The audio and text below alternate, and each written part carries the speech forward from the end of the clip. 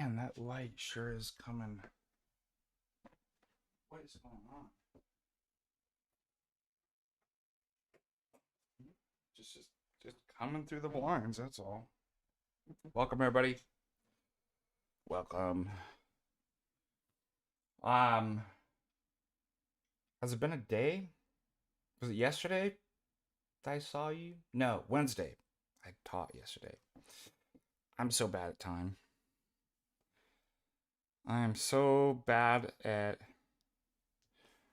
Let me give you an example. I thought we moved. Yeah, I think we moved the catechesis class to 6:30. And the last couple weeks, I've been like showing up at thinking it's at 6. And I was writing my godson, who was just in the morning prayers. I was writing my godson, "Are you showing up?" Because he said he was gonna show up. He's like, "I'll be there on time," and I'm like, it was like 6:10, and I was like, "What is he gonna build a time machine?" And we're all sitting there waiting. And I realized I'm the retard idiot as usual. And I'm like, it's 6:30. My godson's correct and I'm wrong. Here we go. What happened last Sunday? Showed up to cover for Father Andrew at St. Mark's the Evangelist in Great Falls. Only to find I'm like, I got the wrong weekend. So I got to go back up this Sunday. The show up early fallacy. I will tell you one thing though, as messed up as I am with time, I do think it has something to do with my ADD. I've always had trouble keeping track of time and dates and stuff like that. Just means I just have to make a conservative effort to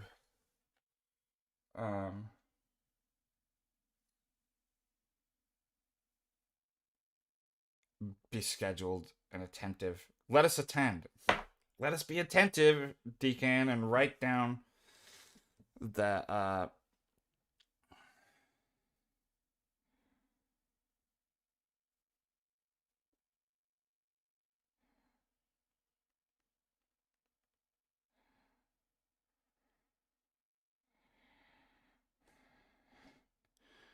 um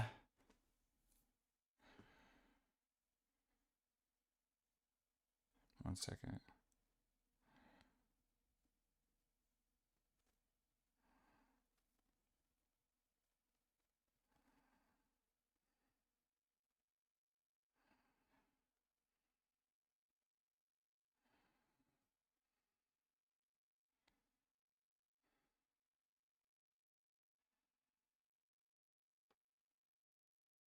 One second.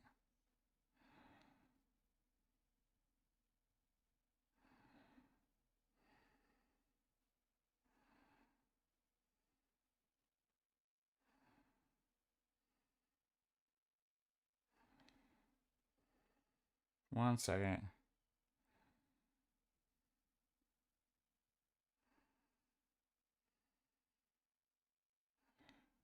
This is important. I'm writing my godson. Speaking of,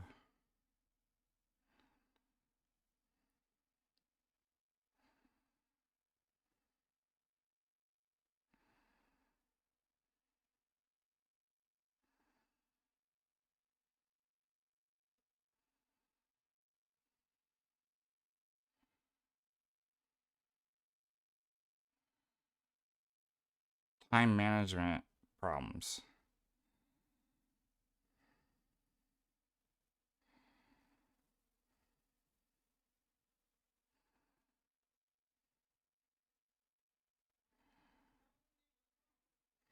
Sorry, I was just writing, Justin. One thing I don't get messed up with regards to time is being late. I must get my mother instilled. Is Montana based? Of course Montana's based. Montana is the most based. is the most based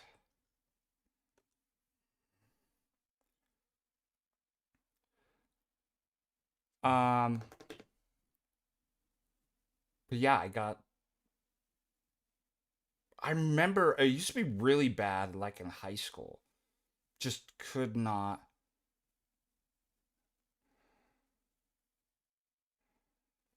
Yeah, I'm in Montana, in the capital, Helena. I serve in Helena area, Clancy, and Butte. But tomorrow, I mean Sunday, I'll be serving in Great Falls.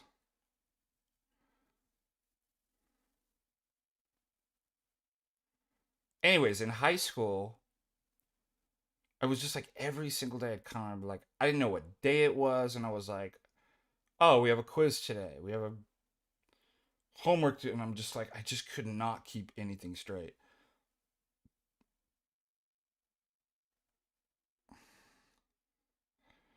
I've gotten a lot better at that, but obviously this last couple weeks, I mean, think about this. It got really busy.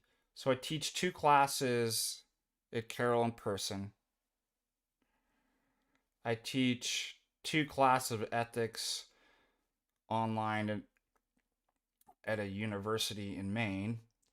Um, the university isn't an online college. It's just sometimes colleges I'll teach, or colleges, uh, in-person colleges I'll teach on some online courses for them. Then we have the Patristic Faith courses. I have one, two, three, four, five, six courses online I'm teaching that just started up, and everybody purchases. We have such great enrollment for that. I'm gonna keep that deal open for a little bit. So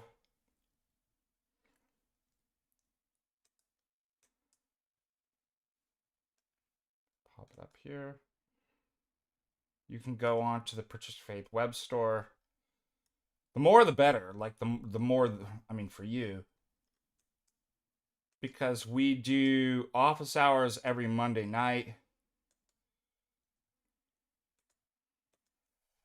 You're guaranteed an hour every week for the 16-week course. And you get a lot more. You get free on top of that. We usually go 2.5, three. Last week was 3.5 hours. And ask any of the students who are in the chat here what it's like and the benefits of that.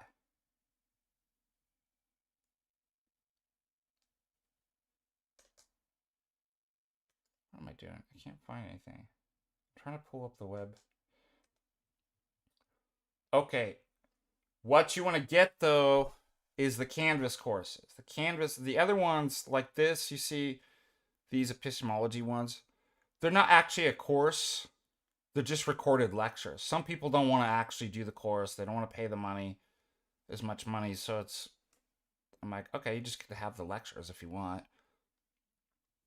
These Canvas are a fully interactive educational software known as Canvas, with assignments, check-in assignments, discussion threads, graded papers, graded quizzes, free PDF book, files.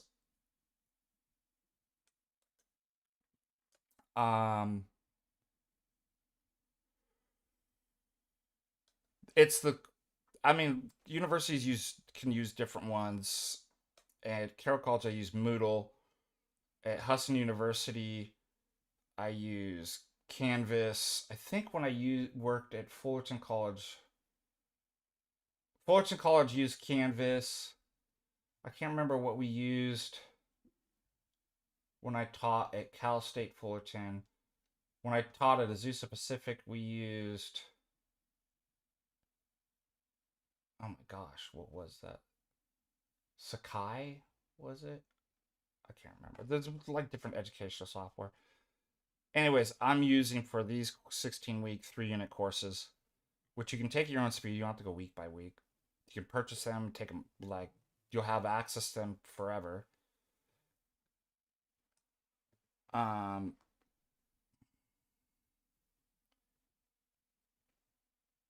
I decided to use the Canvas, and that is it. You also get the recorded lectures, office hours. So if you can't make the Monday evenings, you can put them up. But that is an amazing deal. And they're even capable of being transferred upon approval of your college's dean or chair, which we've had students do. So check that out. Let us not also forget that my dear friend, Dr. Christopher Lockwood, the class begins this Sunday through the St. Athanasius Academy. He's teaching types and symbols in the Bible. And you can register for that course. It's a five week, every Sunday, an hour lecture. Here's the different modules.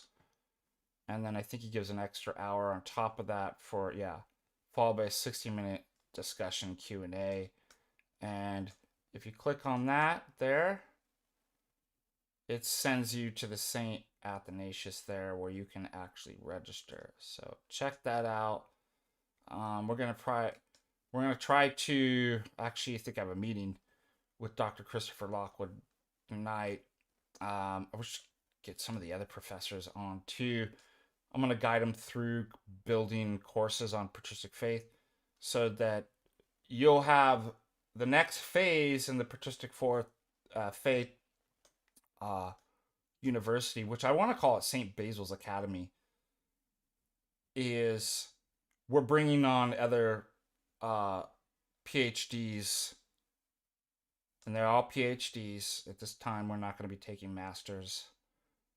All PhDs, professors, to teach additional classes. So, you know that I offer these. Wouldn't it be great, for example, to get somebody like Dr. Christopher Lockwood, who is got his PhD in Orthodox theology at Aristotle University in Thessaloniki, come teach a course, and other professors as well that have their own kind of unique specialization beyond like the courses I teach. So we're expanding. That's good news for all of you guys. So anyways, I'm going to keep this up, the deals that are amazing deals. The best deals ever. You'll never get a deal like this. It's such a great deal. The greatest deal. I'm going to leave that up for a little while if anybody else wants to sign up. We are in our second week, but that's fine. You can catch up. Or remember, you go at your own pace. You can purchase one of these courses and decide to open it up and start working through it next year, for crying out loud. It doesn't matter. That's the great thing about that. You have access to these forever. All right, any questions about any of that?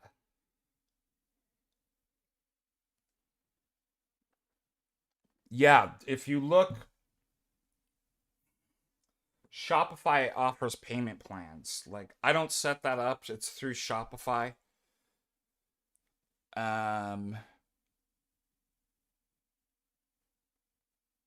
I would do that pretty soon though, because I think I got something from Shopify saying that the interest rates are going to go up on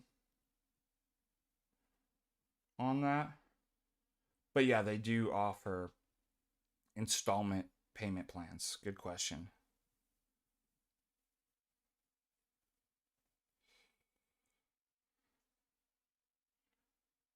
What else do I want to tell you? Oh, we talked about this on Wednesday.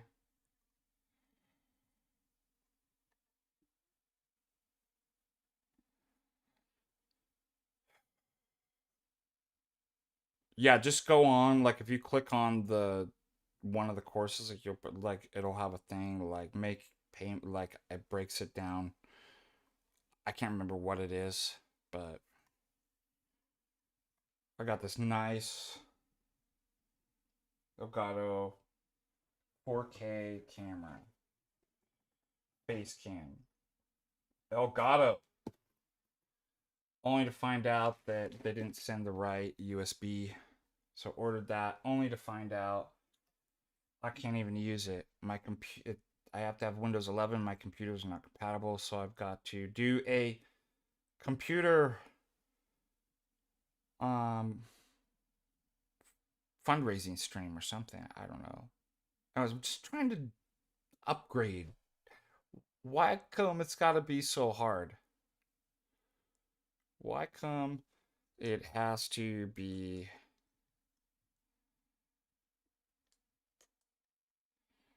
All right, other funny stuff, questions?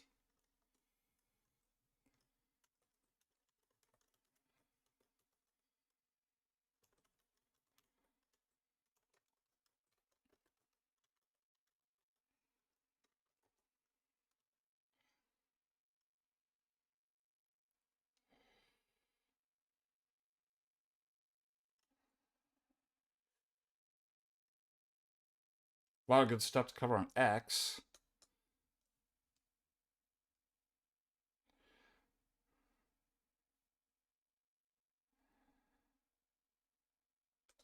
Oh man, you guys got a lot of questions.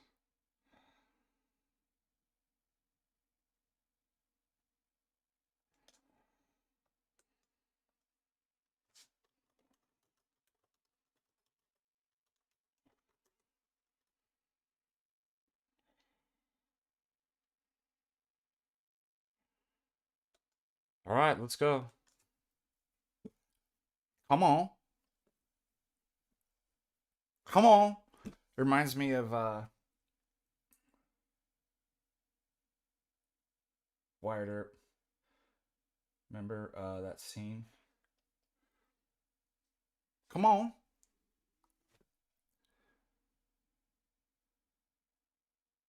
Thank you for those who, I guess many of you enjoyed catechesis class. It was intense.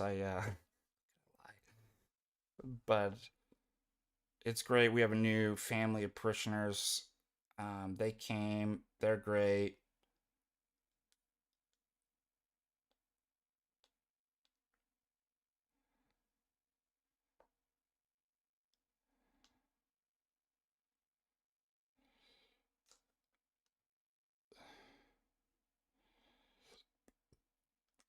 Yeah, whatever you do, don't pronounce Helena Helena. I still can't figure out why people. Have you met a Helena? You meet a Helen. St. Constantine's mother is St. Helena. So I don't know where people get the Helena pronunciation. It doesn't look like that.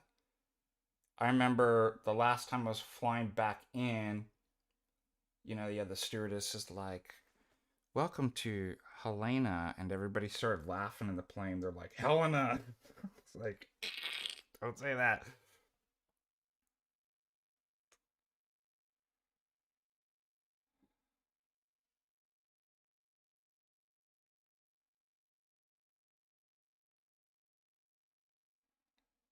Yeah, forgive me.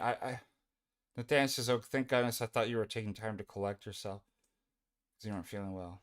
I'm like, "Oh, oh." I was having a, I was having a really important conversation with my godson. I needed to, I had to take a break from here. I needed to text him a couple things, so forgive me. It's the duties of Godfather, and I'm happy. Hush Tones 999. Yeah, I'm gonna start a new PC fund.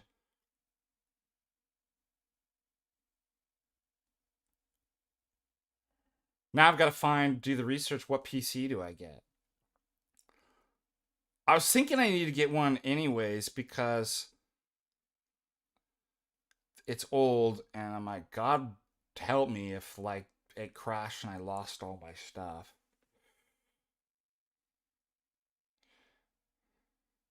I do know the, like, for example, in Romanian, Helena is Elena, so maybe, but like no English speaker, native English speaker would know that.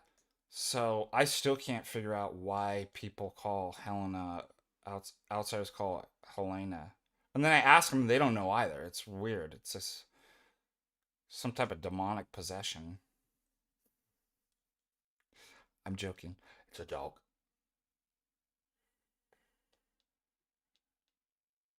Welcome, Mark. Holy moly. Moldy. Crispy. Rip. Red. Look at all the crew. Isn't that what Patrick says? Codal crews. We're not Codal crews. We're PF crews. PF cruisers. Huh? You like it? PF cruisers? GeoJDC, if Christ is Yahweh by identity, what form of identity is used? Hypostatic identity. Next.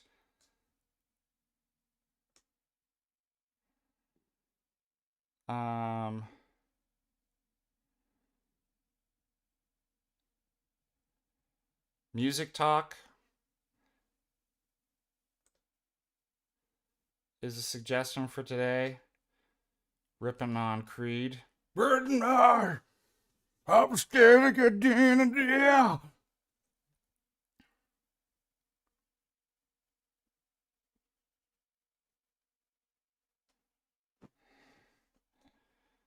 Do I celebrate Halloween anyway? No, I'm gonna be maybe with a bottle of scotch. Maybe that's the way I'll just sit. I'll be like, we do movie now. We did a movie analysis on The Shining. Let me see if I can do one, Jack. I'll have my bottle of scotch tonight, writing my paper. My wife come in. Whether you see me typing or not typing, Wendy, says he learned it watching the television. Lloyd, you've always been the best bartender. From Portland, Maine to Portland, Oregon, for that matter. What's some other lines from The Shining?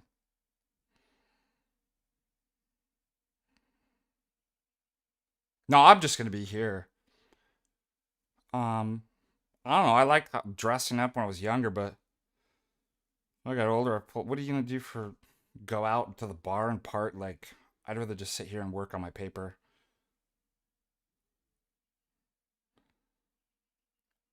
Just like Jack Nicholson was doing in The Shining. He had a bottle of scotch and he was working on his paper.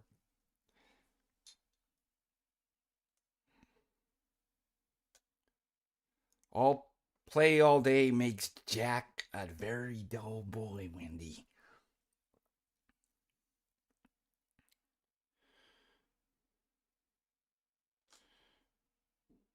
Lucas has a question. I'm 15. I looked for a church in England, found an old calendarist one. Now, by the way, people get this really confused. Is it a church on the old calendar or is it old calendarist?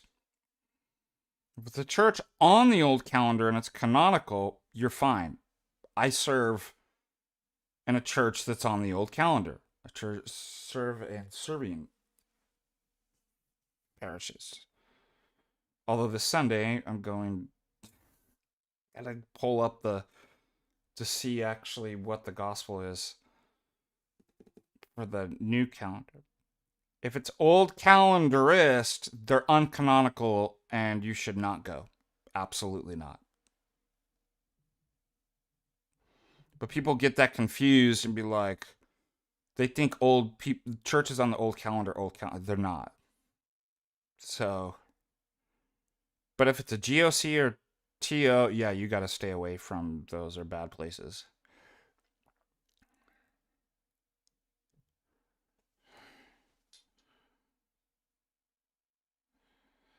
Oh, Mike, let's do conspiracies that I believe.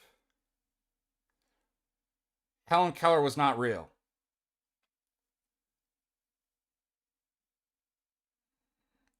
I mean, I don't know why we never questioned it. It's like a deaf, dumb, blind girl learns to read. There's no way to actually prove it. It's like a non-falsifiable, like, oh, trust me, bro. She's she learned how to read. How do we know that? Well, don't worry about that. She champions she's like propped up to champion feminism, and nobody questioned that and been like, wait a minute, this sounds a bit weird. So I'm not buying it. Just like I'm not buying Stephen Hawking either. I'm like, okay, so this guy's he nobody actually knows what he's thinking, what's going on in his mind, because he's speaking through a recorded robot voice, but he's the smartest man in the world, the best. Like, I mean, how do we know that it's not just hundreds of physicists all working together that program this stuff out, and this guy's just a poor slow boy? That, and there's no, it's another non-falsifiable, but we're like, that's amazing, he's in a wheelchair and can't speak, but he's doing the best astrophysics we ever see. Just nobody questions stuff. Like, that's crazy. So Helen Keller out, Stephen Hawking.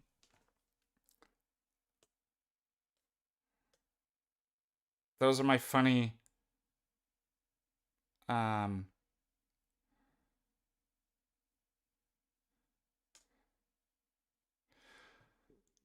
my funny conspiracies that I believe in, that I think I would accept. Like, it's possible.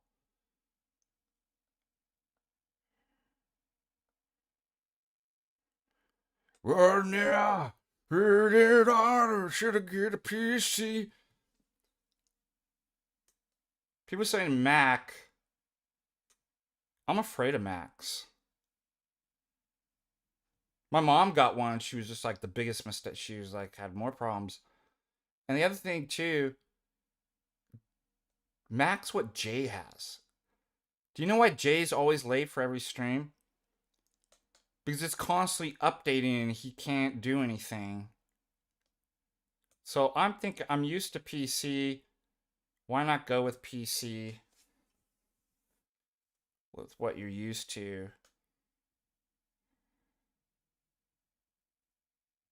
I mean, supposedly Macs are easier to do like streaming stuff, but then it's like all I hear is like, oh, I have to do this update because it won't work with this, and like now it's, and I'm just like, that's really weird. That,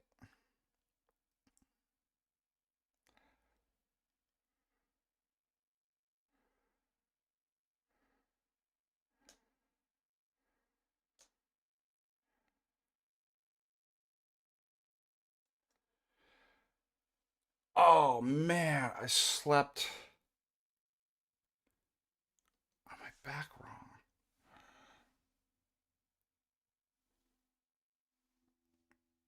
Why are some churches on the new calendar? I mean, there's multiple reasons why. Um, First of all, the calendars get off from the astronomical bodies, so there was a move to revise the Julian calendar so that it gets back on. Also, I mean, there were multiple reasons, some understandable, some not so. Also, living in kind of a Western world, a lot of the churches wanted to at least line up the Christmas with the Gregorian calendar, so that families could. The unfortunate things was there was some, you know, part of those some of those people in pushing for that too also had not so good reasons, humanist reasons. Um, so it's just, there's multiple reasons, some good, some bad. I don't. I think it caused more problems than obviously good, because now we've got different calendars. But I don't, obviously, it wasn't a reason to set up a parallel schismatic jurisdiction over. But that's the reason why.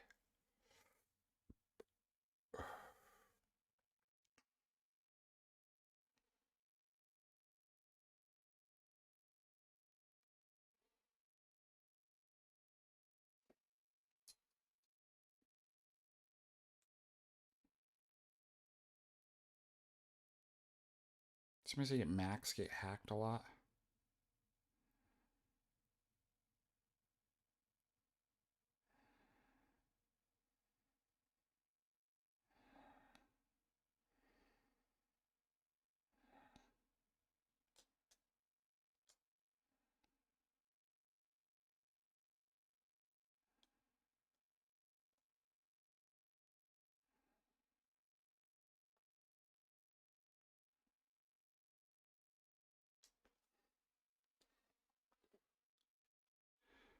Gabriel Campos, I think it's probably correct. I think the placing it after was because to like separate the confusion and not use the Jewish Passover. Remember, it was a confusing time up until the fall of the destruction of the temple in 70 AD. Christians worshipped with the Jews in the temple. And that's why there were the questions, the Judaizing questions, the questions about circumcision and the Jewish rituals and stuff like that, that were brought up in the council, the first council, in the Council of Acts. Um, and so,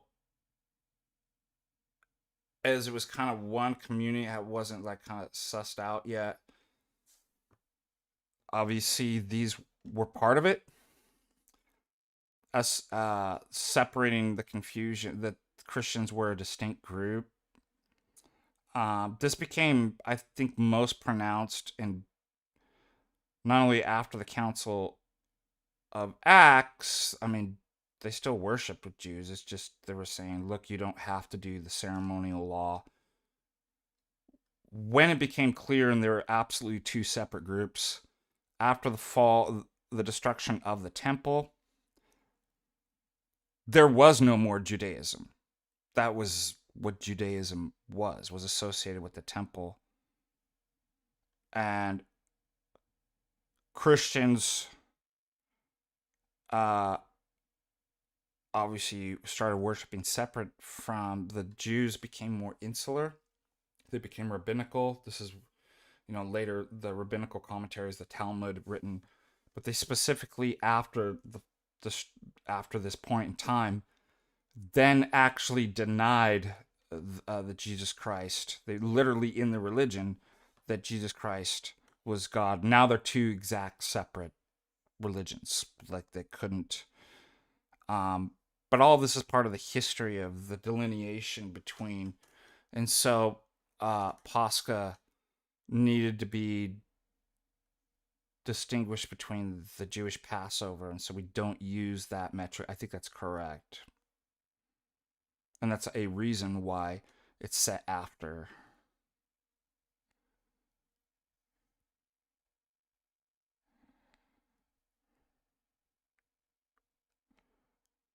Of course, divorce is a sin in the Orthodox Church. Sin's missing the mark. Like, is the mark that you're supposed to hit divorce? Like, then it's a sin.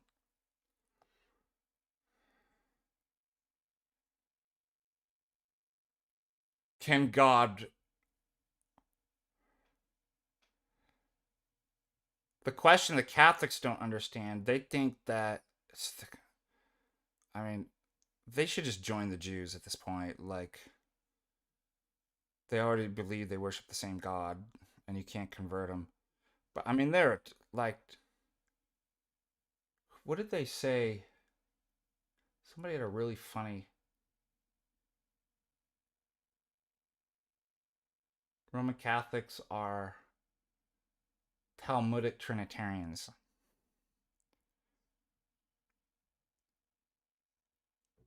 they don't think a marriage can be dissolved. But even scripture actually, Christ himself actually tells you how he gives an instance how marriages can be dissolved. That's a sin. Like, it's a falling short. It's a tragedy. Well, it's the law. Can't do it. However, what I would say is, can God bring good out of evil? Does he use the church to? Is there a way to acknowledge that, like, it's a tragedy and it's a sin, and um, allow for a remarriage? Yeah, it happened in the Catholic Church. Like, the Catholic Church just changed its position on. They accepted Saint Basil on, but that's nothing new. Catholic Church changes dogma all the time and then says it doesn't. But yeah, it is a sin. Of course it is. Now, I've heard of cases where one person doesn't want it and the other person sues for it. Like, I would say the divorce itself is a sin, but um the person that couldn't do anything about it and the other person sued and forced them into, are they accountable for that? Probably not. I don't think Orthodoxy holds.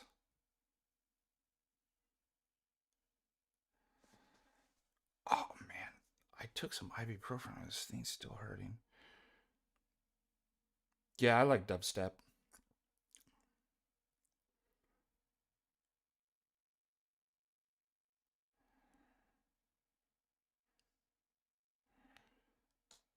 Does the age of the earth matter? I was having an interesting. You remember, I used to be a theistic evolution. I'm a recovering theistic evolution. I'm a recovering anarcho-libertarian, and I'm a recovering Thomist. I've sinned. I've seen my ways. I'm recovering from a lot of stuff. Those are just three of the things that.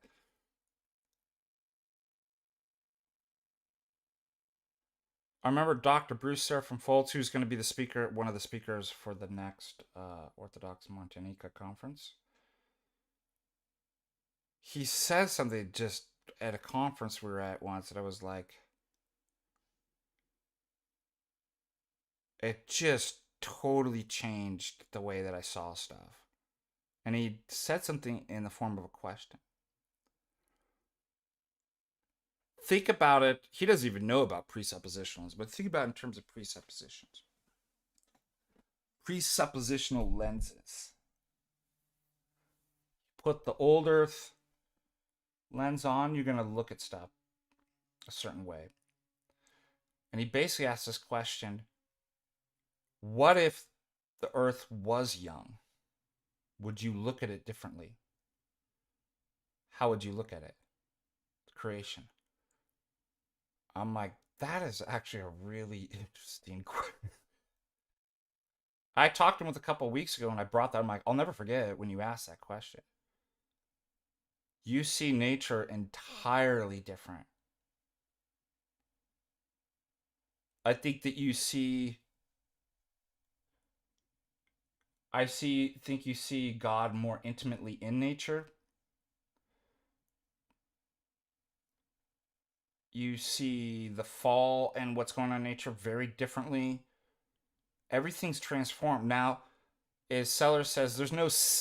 Wilford Sellers, you don't just see something, you see as something. He's referring to Kant. You see everything under a concept. And the concept penetrates the way that you look at something. We just do Gestaltian image. It's the same stuff out there, same lines. Some people see the lines as an old lady and some people see as a young lady. So we see things different. And if you have the concept of young earth, you will see all the theological themes in nature itself very differently. That's why it matters, I think. I think that was one of the most important questions.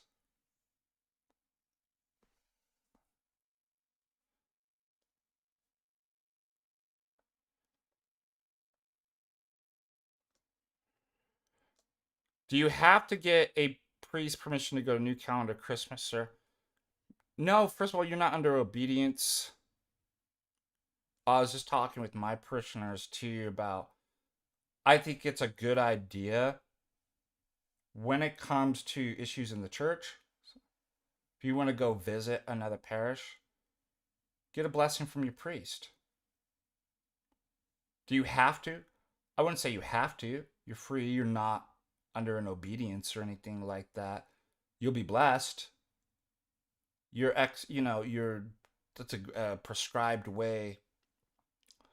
Um, so anytime that you visit another parish, I think you should run it by a priest and be like, "May I have the blessing, Father? I'd like to go to this parish." Especially monasteries. My spiritual father was very big on telling people not to go to monasteries without his blessing. Um, and if you do that, you'll be blessed. I don't see any reasons why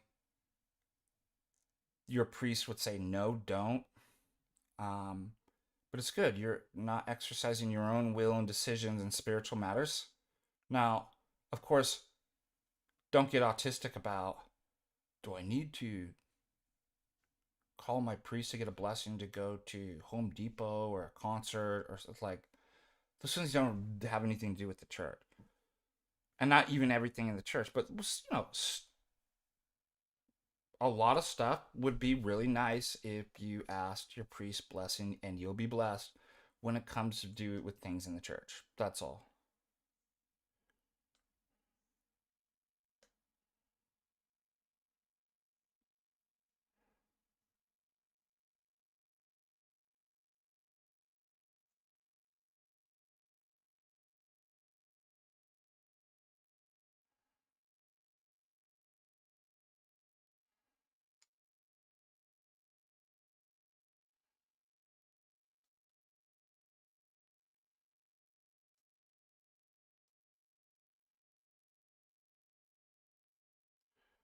How do humans have free will with divine foreknowledge?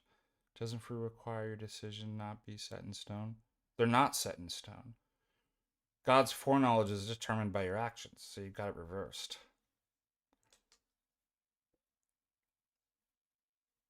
God allows his foreknowledge to be determined by your free will actions. So you're thinking about it incorrectly. You think that his foreknowledge, that knowledge, and they're actually category, knowledge does not determine something. The thing that's done determines what you know. So it's not going to be any different for God.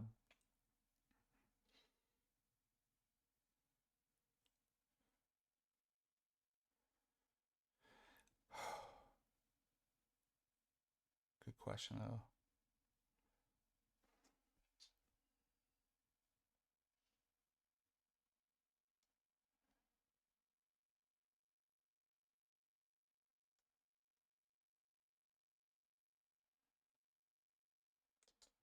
I don't think Orthodox talk that God has propositional knowledge. Like his knowledge, we speak about our.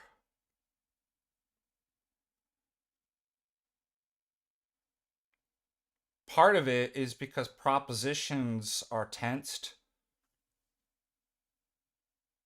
God's in an eternal now, so there's really no. It's even improper to say he foreknows. He's just an eternal now, so he relates to everything.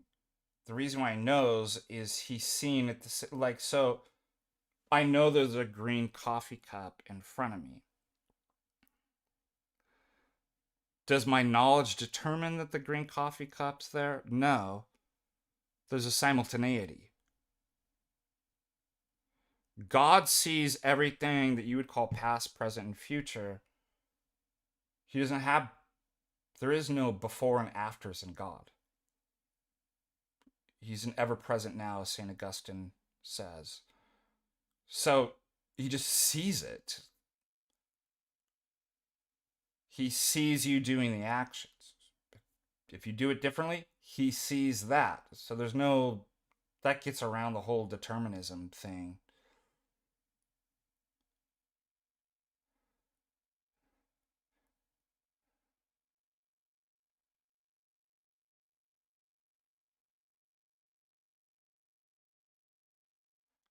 So they're category errors. There is not an already true that you choose. Also, there's a problem. It's when you flip cat and mix categories.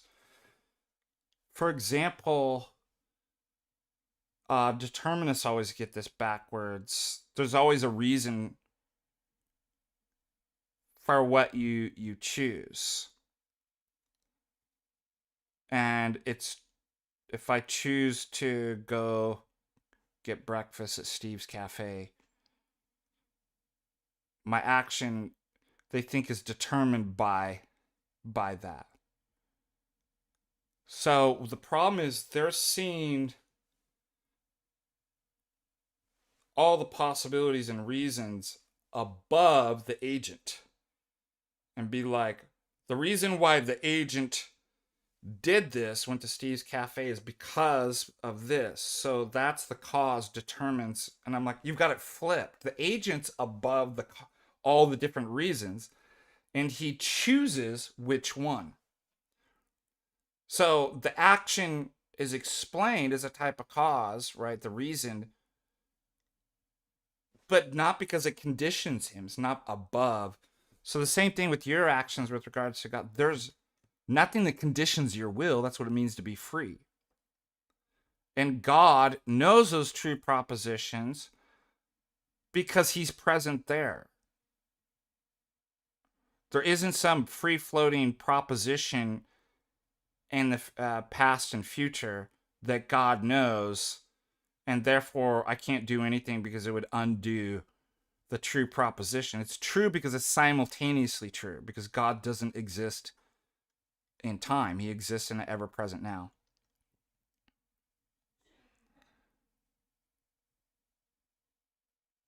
Nathan Jacobs, great. We even talked about bringing him on to sell some courses too.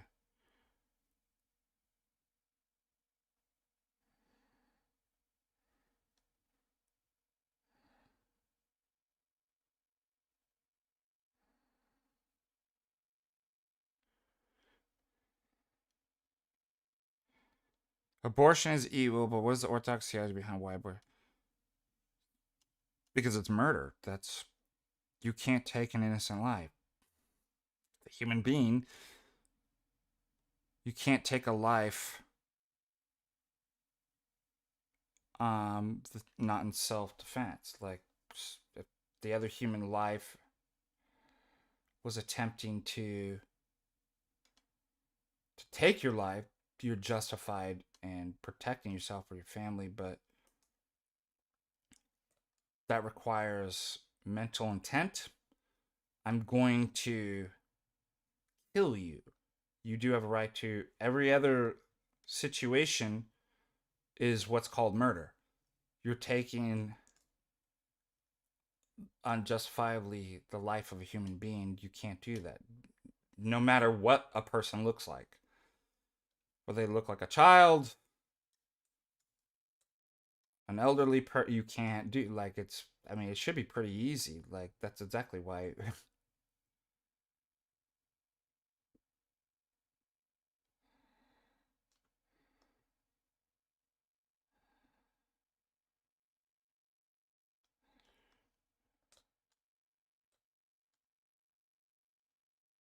Yeah, notice all the abortion arguments come from the Jews.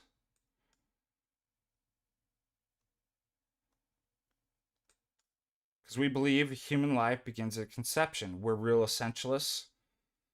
So, what a human being is not defined in terms of their matter, which is potency, but their soul, their form. So we do agree with some parts of Aristotle that the soul is the first actuality of the body having life potentially within it. Our soul is a rational soul. So it says actuality. It doesn't mean it's potentially a human being. Actuality means actually. So think about this.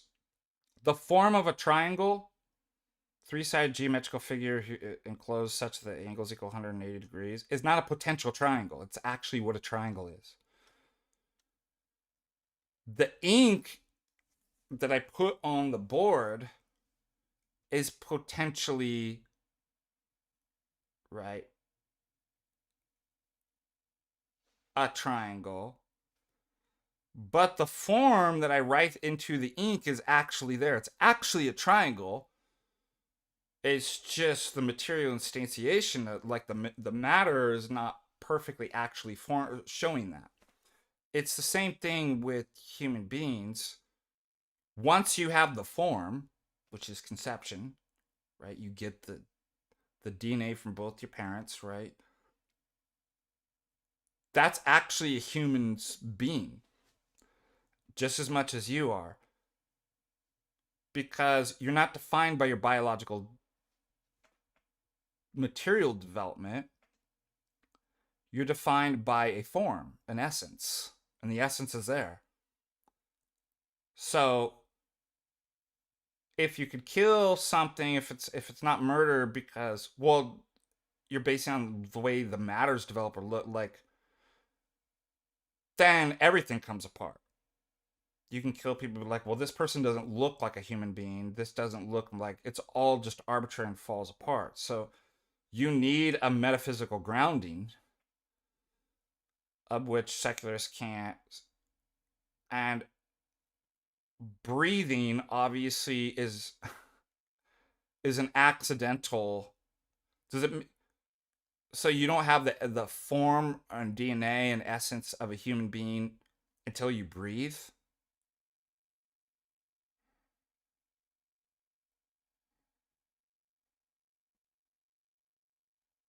I mean, think about how stupid this is.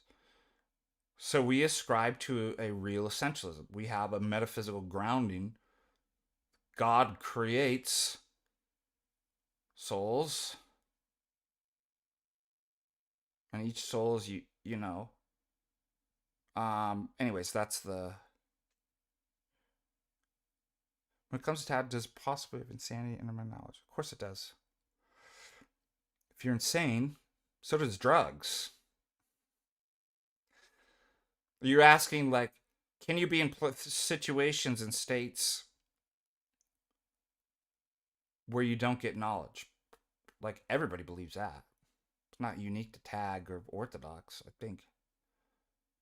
I don't think there's anybody out there that says you always know everything at all times, and there's nothing that can prevent that.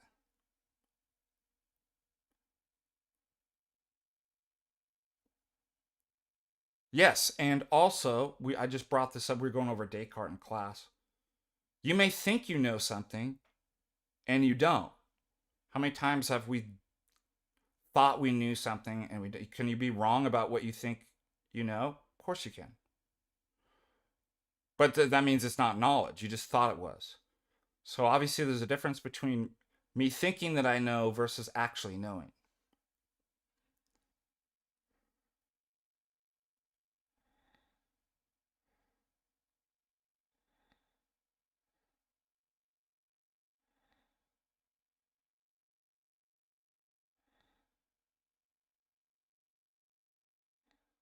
Yeah, Aristotle. I just went over. A student was like, "Oh, I'm agnostic.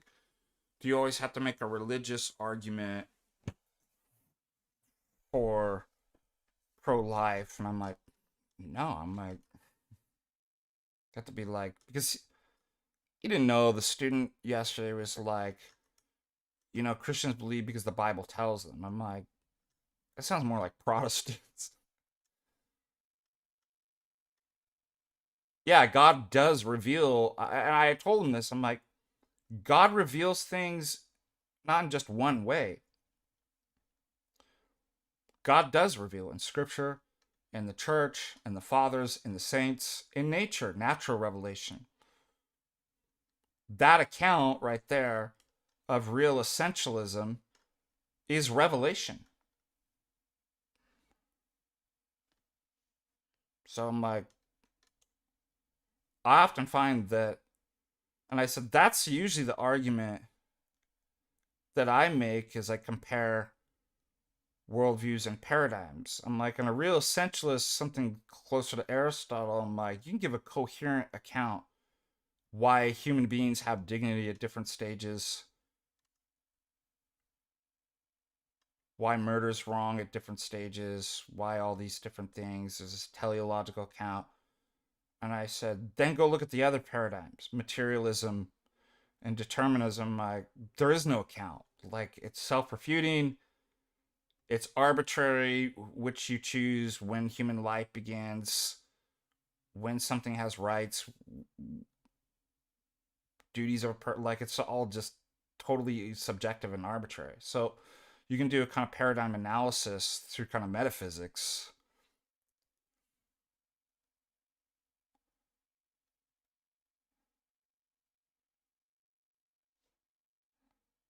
That's what I'm saying. That's natural teleology, and it's natural revelation. If you don't have teleology, and if there's not intention behind the world, it's totally self-refuting. It's all accidentalism. It's totally self-refuting and arbitrary. I can just pick whatever I want. And he was kind of going through, he's like, well, what's most successful?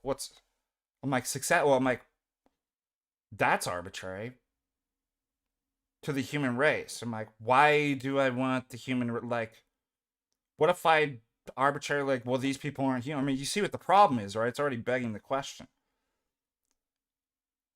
Oh, what's most beneficial to you? I'm like, you already are importing teleology and a moral standard when you say what's better for you. Survival? I'm like, seems to me that I would actually want to, if it's just simply survival, I'd actually want to eliminate any competing group. He's like, oh, that's a good argument. Yeah, see, I was really proud of him. I'm like, see, you're thinking through, you're asking the right kinds of questions.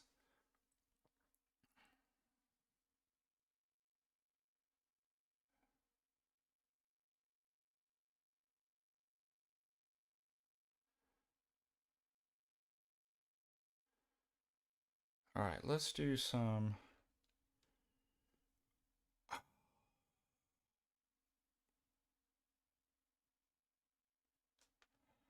Let's see what's going on. First of all, if there's any interesting topics in the philosophy, in the Discord on the philosophy. Let's kind of look, see where people are at.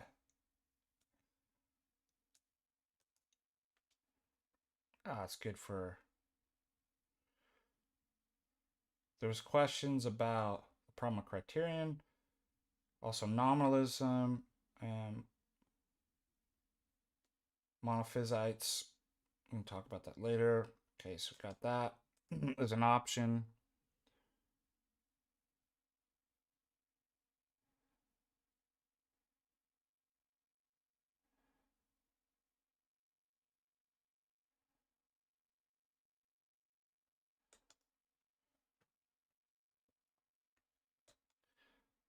Here's some funny stuff I want to show you though.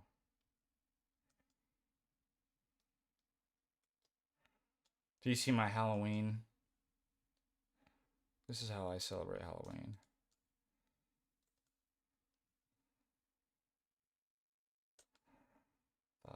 With memes. I found this, put it up yesterday. Obviously it's an AI, but it's Kenneth Copeland. Thought that was pretty funny. Why is purgatory trending? What the heck? All right, let's see other funny stuff. How many? 197 likes, 42K involved. Seen, not too bad. Since yesterday.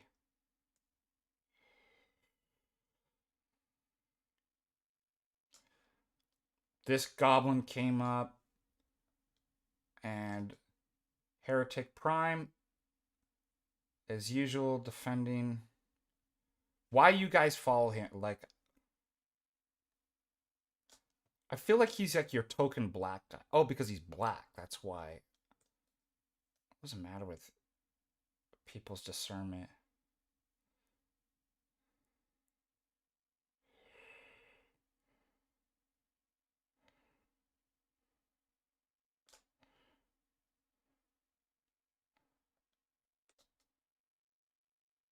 There you go. I mean, look what a... He won't tell you who his priest and bishop are because of his concerns with your ethical character. And you guys are going to follow this guy? I mean, look at the way... Yeah, I get it. People who are unethical have problems with people's ethical character. I mean,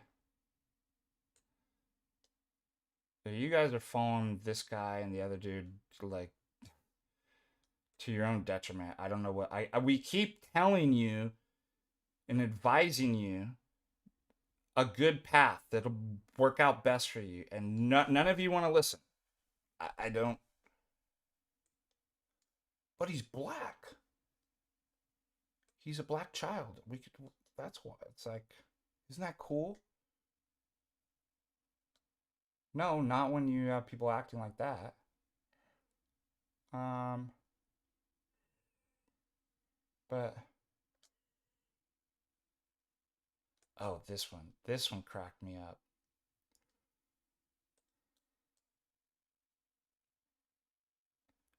Father Deacon Dr. Ananias lies about Protestantism. Will he ever tell the truth? Probably not. Who's exposed? 0 followers from the Philippines. Why would we?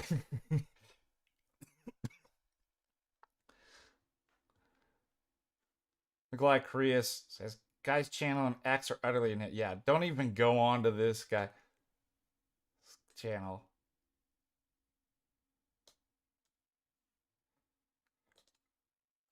I'm telling you. I mean, look at these stupid. Euclid prose is nominalistic. That's objectively false. Like, you simply just shouting it's objectively false doesn't make it. Can you refute? Yeah. Like, what video? Did he make a video? Yeah, I'm not watching. The fact that you're from the Philippines already is a count that nobody probably should be listening to you.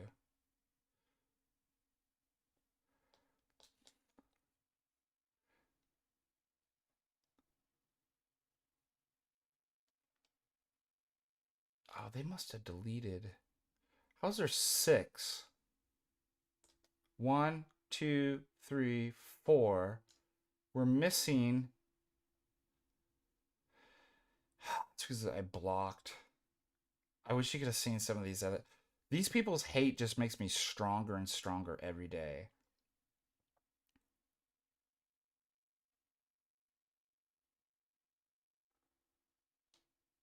He's following the usual suspects we just covered. Crypto Calvinist Ensign. Can you guys not see this pattern? The very worst of people. I'm going to follow them. You're free to crash and burn. I don't know what to tell you. But let's see if I can pull up. I might have to do it through messages.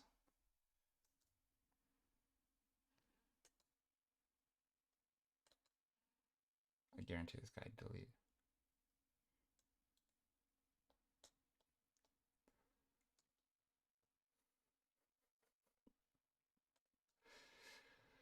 This one really cracks me up.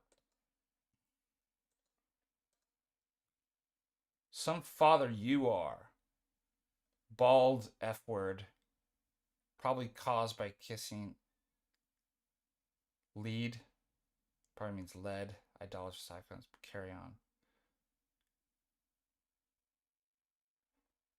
What did I say? Keep it up, demon. Proving our point. Also, no wonder you can't read the Bible. You can't even tell if people are bald or not.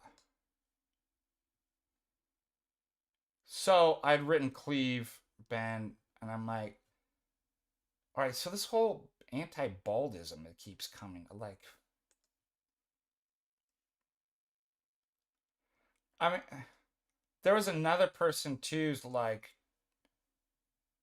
he must have deleted. Let's see.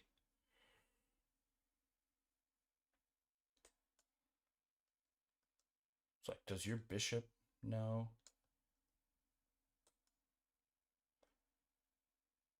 He must have deleted it. Does your bishop approve of name calling? Somebody said, like a veiled threat. I'm like, show me the canons. Show me the canons that forbid clergy from calling heretics who attack clergy in the church a name. I mean, how stupid, like, out of all the crazy stuff, I think it was this guy, that bishops have to deal with. Somebody was joking, secretary gets a call. Your Eminence, we have a serious issue. What is it? The deacon called a heretic attacking the church, your church, a name. Oh, stop everything. I mean, is this what these people really think? I told this person here, I'm like, you know what? You're effeminate, pearl clutching, virtue signaling Protestant churches down the street. Move on.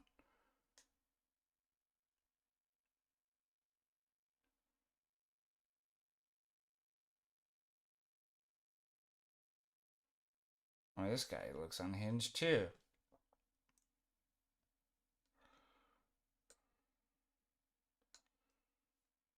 Anyways, what is up with the whole bald thing?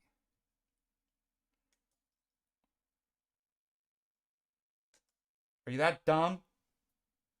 A receding hairline is not bald. Like, oh God, I have a receding hairline. A widow's peak. Is it weird that somebody has receding hairline at 48 years old? Like, that makes my arguments wrong. Like, is it a moral flaw? Like, what's the matter with these people? Like, you can't, like, if you can't tell the difference between a receding hairline and bald, you've got some more serious problems. But I sent it to Cleve because somebody was like going off on Cleve too, like, you effing bald person, like, there's a bald person, get him! Is there some type of anti-baldism movement happening? I hate, there's one thing I hate, it's a bald person.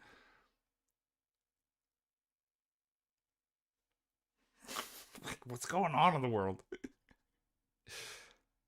Cleve's not bald. It's the bald fallacy. Yeah, we talked about this. Oh, it's a gamer. Is it true? Is it a gamer? I'm telling you, man. You guys got to get off of it. Like, it's destroying people minds.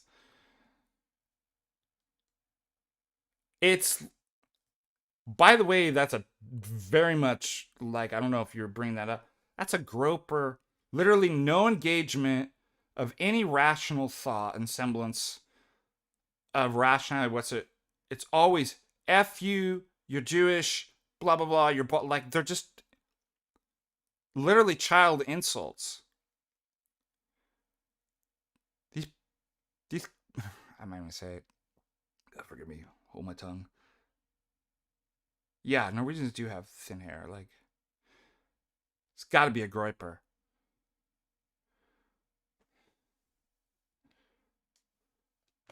Well, you're a child, and I'm calling your mom, and you're grounded. How about that? What's worse, to be a retarded child that has a potty mouth, or somebody who's almost 50 years old who's bald. And I'm not even bald. So what if I was? Like, which one's actually worse?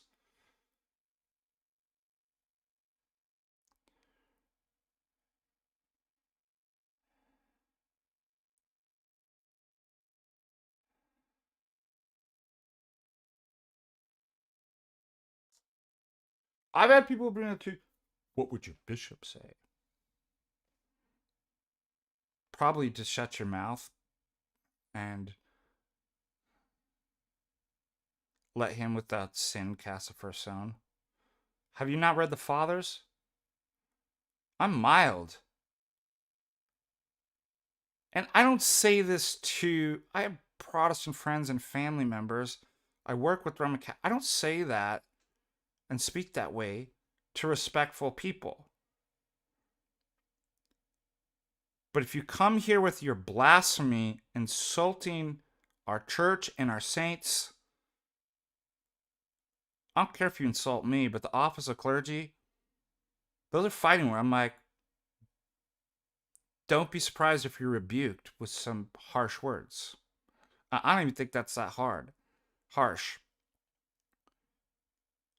Gatekeeping, pearl clutching, sociopathic behavior.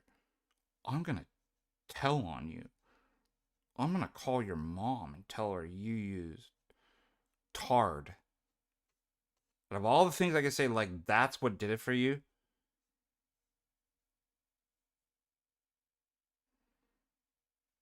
Notice these people never say that to my face.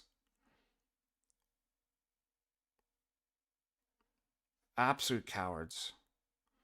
But they're sociopaths. They're like they've got the dark triad traits. So I'm just like. So my wife comes like, don't respond. Why do you respond? I'm like, because I want the public to see, throw it back on them. Scripture says, answer a fool according to folly. So, it also says, answer a fool not according to his folly. So there's a nuance there. But I'm like, I'll rebuke you with a semi-harsh word.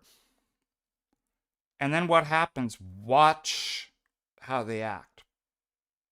And then it brings the demon out. And I'm like, that's why I do that. I'm like, to expose the demon. Notice the guy's using F words, and what a great. So what's worse? Calling somebody a tard as a Christian who's not actually retarded, but acting mentally handicapped, or actually saying F you. Or this guy came on, and he was another Protestant, to Jay on X. Jay, have you thought about what you're going to say on Judgment Day? When God asks you, why did you create all these mongoloids online? Jay, are you going to answer for using harsh words? Jay, you're mean and your words are unbecoming of a Christian. Okay. Then what happens? He starts using the F word and cussing. The same people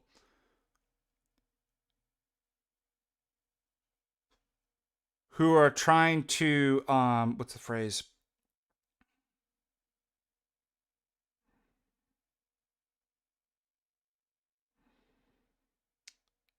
Use those effeminate tactics. And you shouldn't use those words. Would Jesus ever say that? They're hiding. There's a demon in there. That's the trap. They're pretending to be gentle, meek, and nice. And inside is a demon. And then you can use the language in such a way that when you call them out, it'll be exposed. And then they're like, F you. And it's like, there it is. That's exactly. That's why we do that. Enough for the public to see and be like, there it is. And those are the people you're following. You engage with these people because you don't have any discernment. I saw one friend was like, these people aren't even Orthodox, but I saw this one friend who was like, I hate all this infighting. Why can't we pick a side? Don't pick. Why do you have to be like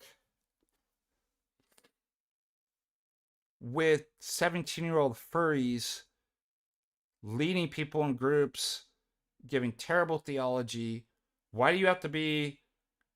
Why does everybody have to get along?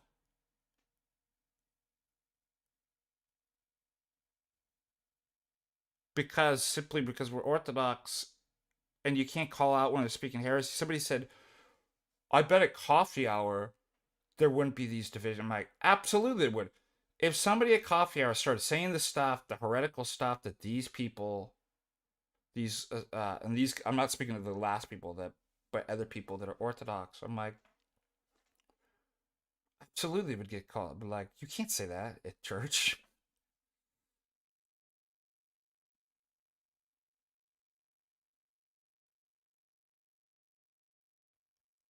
I mean, yeah, I would say they're your brothers at church and stuff like that. These people online, you have no real interaction. You have no real justification for being friends with. No, you don't associate with contentious men and people online who are teaching heresy, who are children, who have no blessing to teach, who a lot of these people have gotten in trouble in their own parishes, have been kicked out of parishes and had to go to other, like, what can't we all just, I mean, we shouldn't be called, I mean, what a, like, crazy modernist, that's like an acute, we're all right and we shouldn't, people who do have the authority to teach and who have credentials and who are blessed, they shouldn't call out these other Orthodox online for teaching incorrect and devastating. The stuff that they're teaching, that people get into, a huge percentage of those find themselves apostatizing the church. That's where I'm like, you want to, like, but these people who is the very root of heresy, the inability to be corrected. Fight my argument. It's like, I'm not going to fight your argument. I'm your authority. The clergy, like, notice these people, every clergy member, they were going on Father Stephen DeYoung's, Father Michael Lilly, Father, what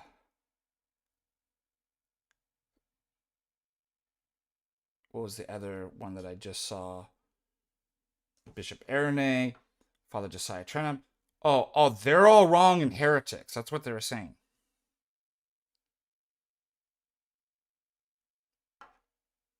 Deal with my argument. That's not how we deal with it. You have no authority in the church.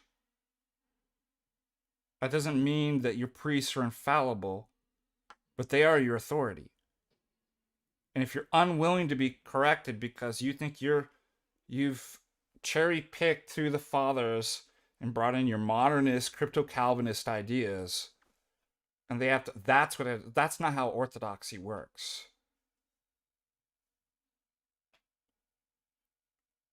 And then many of you online think, well, I'll engage with that. I'll listen. Like, that has a lack of discernment and has a devastating effect. If they want to not be corrected, that's on them. The problem that's worrisome is they're taking people down with them. So we clergy, we're advising. We can't tell you what to do. You're not in obedience. We're like, please, for the love of God and the salvation of your soul, avoid these people. Don't follow them. Don't give, and they want attention, which is exactly what you give them. Don't do it.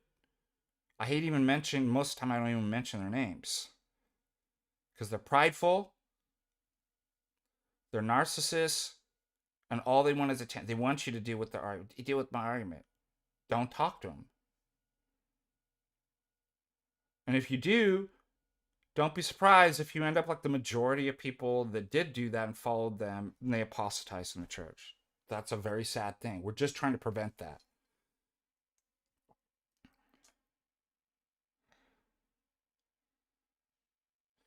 All right, that's enough of.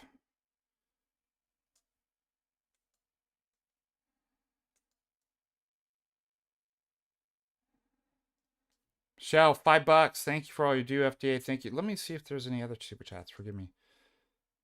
Just going on a tirade and lost track of time.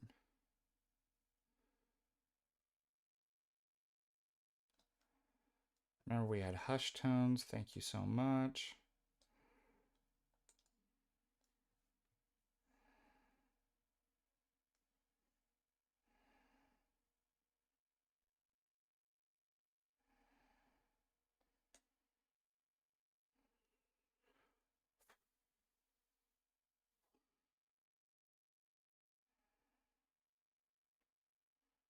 Going back. Going back.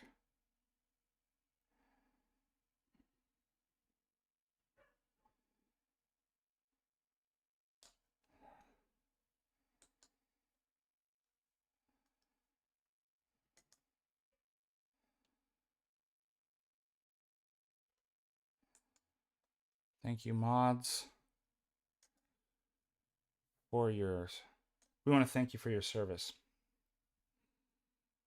What would your bishop say about baldness? That's a good. Well, I'm more worried about what the Lord's going to say on Judgment Day.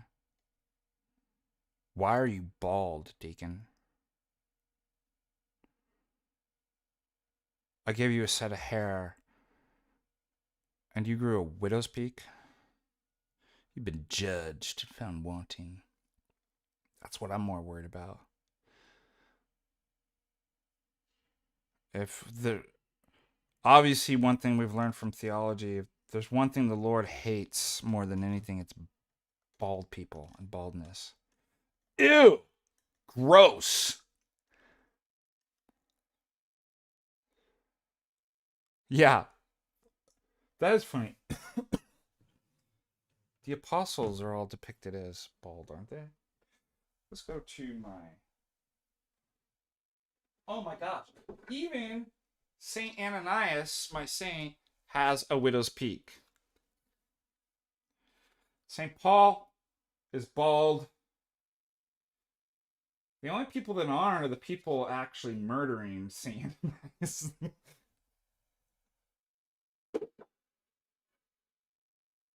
Now, Saint Pantaleon does have a full set of hair. Let's see.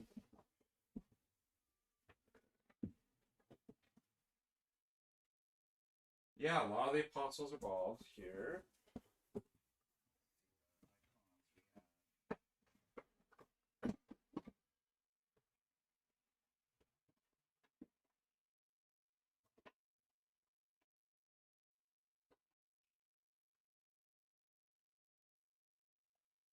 Oh, this is crazy. I forgot. This is all. We have so many. We have no more places left for the icons. So we have so many icons that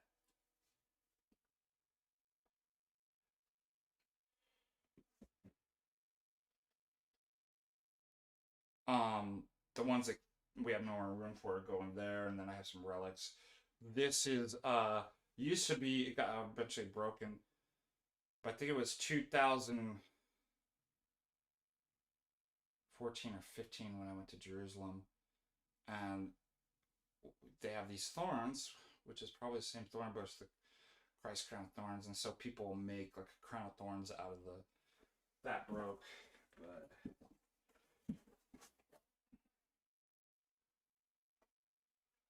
Saint Arsene Boca has a widow's peak.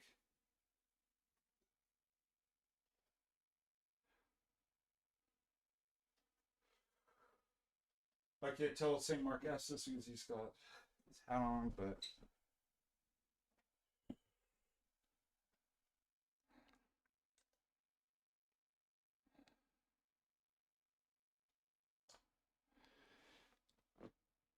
So is it it's a Groiper thing, right? Is it a Zoomer thing too? Just hating their elders? That's a good point. I never even thought about that.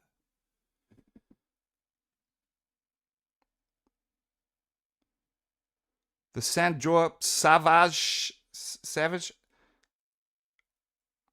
Are you Brasileiro? $5. What's your epistemic justification for your widow's peak and long beard? Yeah, exactly.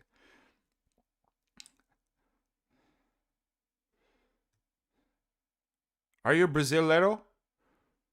Português? Você fala português? Tudo bem?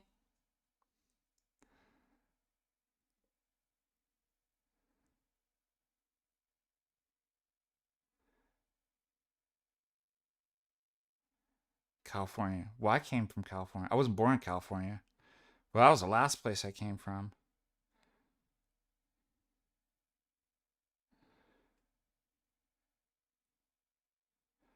Um, have you guys seen Sacred Alaska? We did that for a Orthodox movie night on Wednesday. And what was really interesting about that is a couple different things. Have you seen the movie Silence? It's the Roman Catholic missionaries go to Japan and they don't receive Christianity, and you get the theme in there that the like two cultures that are incommensurate. That Christianity couldn't be received. It was too rocky, it was so the culture, but it wasn't Christianity, it was Roman Catholicism. Japan, think about St. Nicholas of Japan, received Orthodoxy. Same thing happens in Alaska. Protestantism and Roman Catholicism was not received by the people. Orthodoxy was. There was no linguistical imperialism that was forced on them. The religion wasn't forced. It's the Inuits and Inuits and Itak. They said, we chose it. It was the fulfillment and everything that they understood in their people and their previous religions. And one of the things that's really big, I would say in Japan as well, the Asian countries as well as tribal, respect for your elders. There's something very orthodox in that. So do you notice how anti-Christian these groypers and Zoomers, they literally define themselves. I get it. There's a problem with boomers. There's a problem with every generation.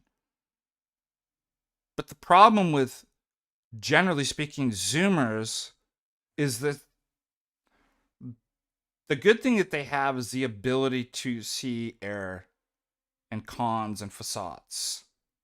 The bad thing is they're always pointing and being like, that's the problem, that's the problem, that's the problem. And they don't ever work on themselves.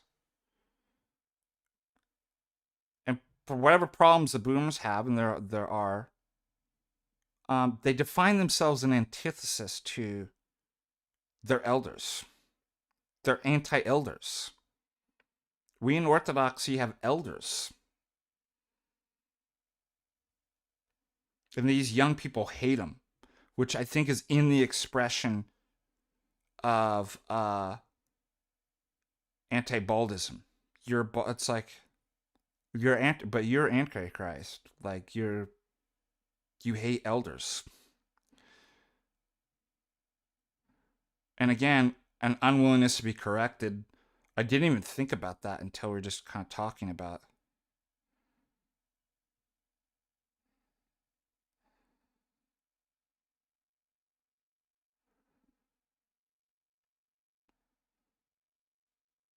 I mean, ultimately, we don't blame them. But we can't take the liberal and be like, well, I can't blame kids because it's actually socioeconomic. They need a spanking. Of course, they need to be blamed. There's causes beyond them but it's like they're misbehaving and they need discipline. They need to be disciplined.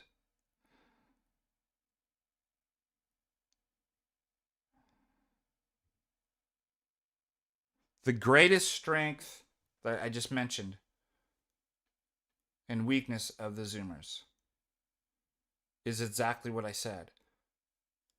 They don't fall for the cons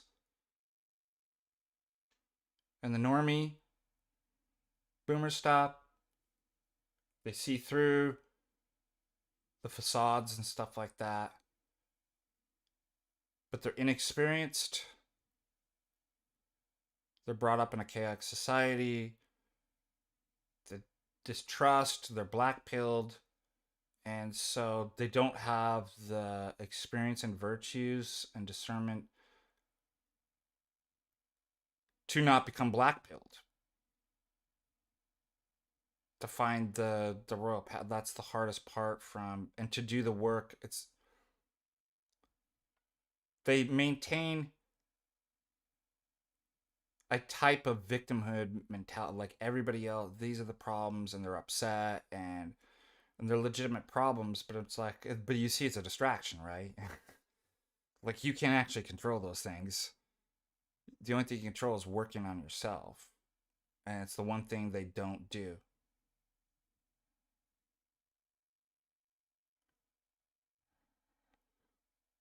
And they tend to be more overreactionary than just previous generations at that age.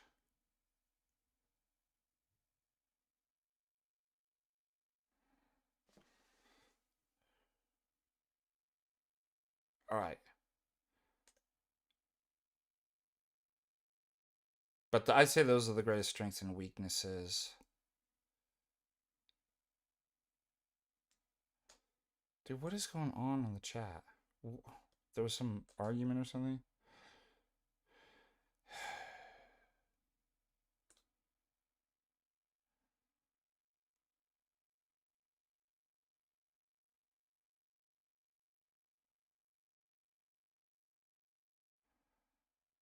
Jake Green? I don't even know who you are. I'm not even going to go through all.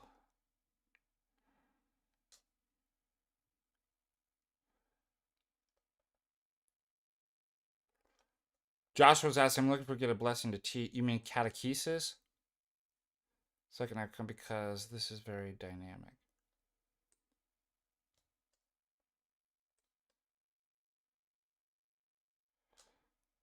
Typically, the way this will work.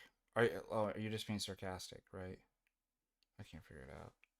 Too much stuff going on in the chat.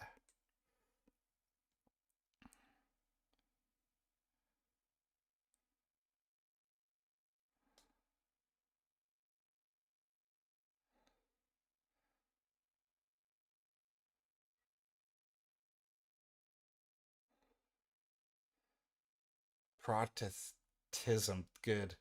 Like that. I'm gonna steal that. But I'll give a shout out. Be like, that was Joshua.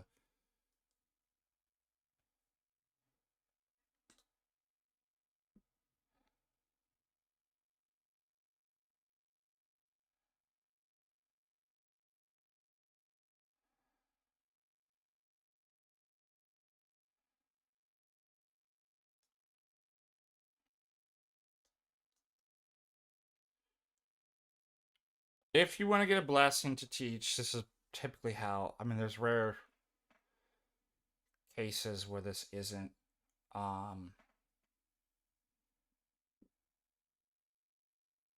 You might actually start with teaching in Sunday school at a lower level. That's a good. It's like going for a job application, right? What's your experience and credentials? That's what you want to offer to. Do you have any experience with teaching? And you start off at the bottom and you work up. So I would typically say, obviously, having gone to college at least doesn't mean that you learned anything, but at least it's objectively, I know that you went through. That's usually, I'd say most people teaching in Sunday school probably have a college education.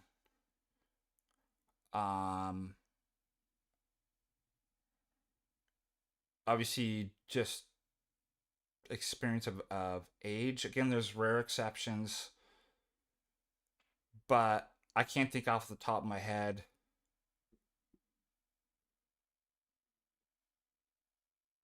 anyone under 21 or 20. Like, I'm trying to think the youngest person I've ever seen teach. Now, if you live in a parish where there's nobody and that's all you got, that would probably be an exception. But maybe being 20, older than 24, 25 is a good, got some experience in life. Probably have a degree. Like, I went to college, even though it's a brainwashed institution. At least you know that like I can do hard work and do stuff. Uh, I would suggest start with Sunday school.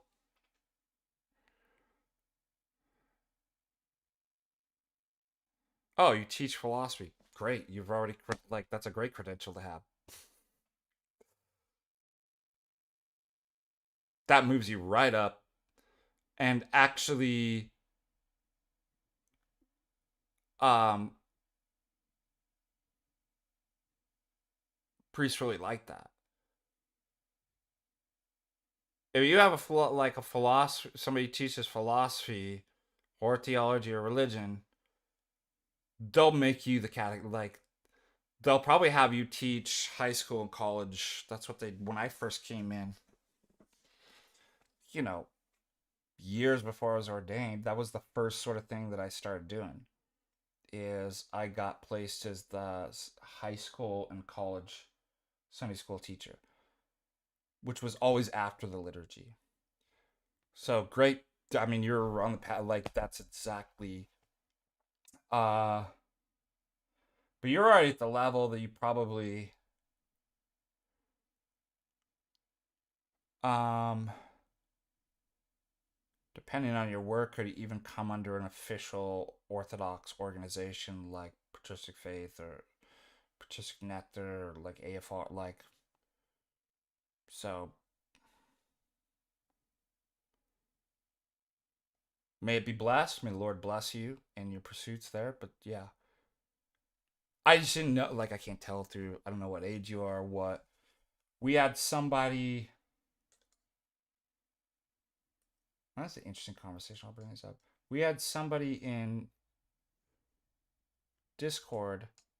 They're not even baptized yet. So says, I want to become a deacon. And it's like,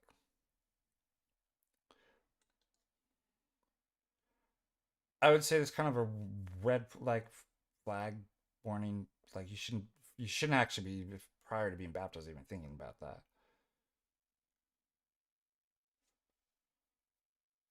Number two, you shouldn't want it and pursue it. You should be open to it.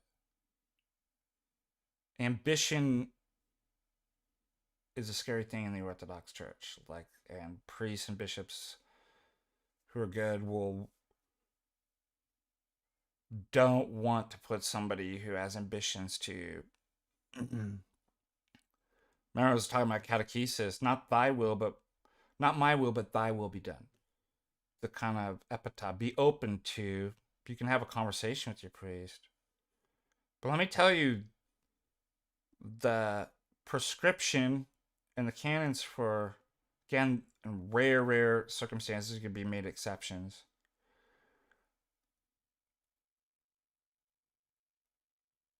Deacons are priests, they're part of the priesthood. So are presbyters and bishops. All bishops are priests, but not all.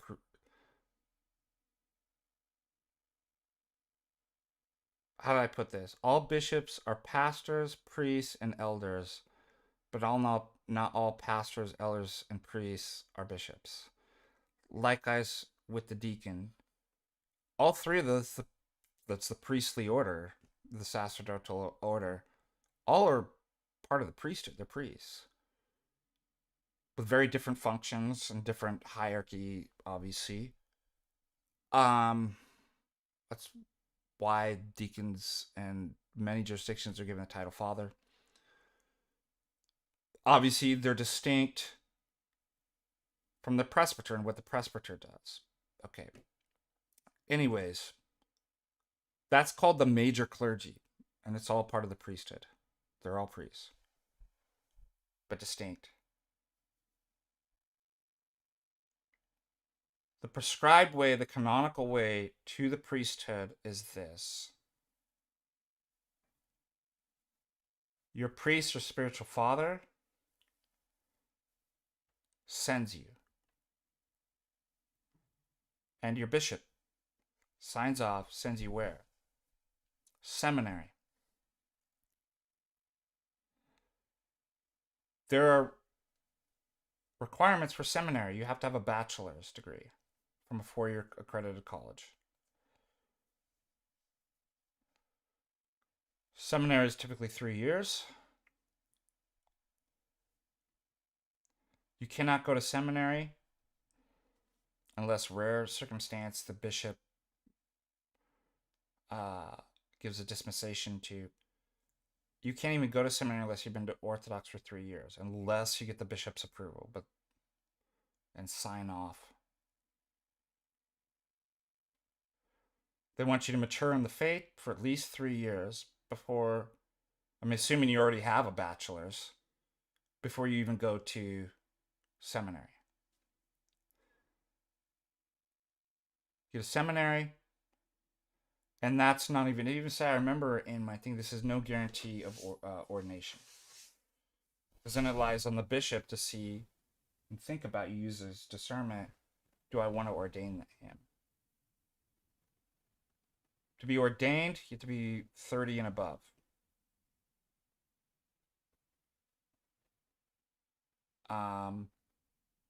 So unless you're out in the middle of nowhere and they really need you, right, and there's a desperate situation, that's the prescribed way of.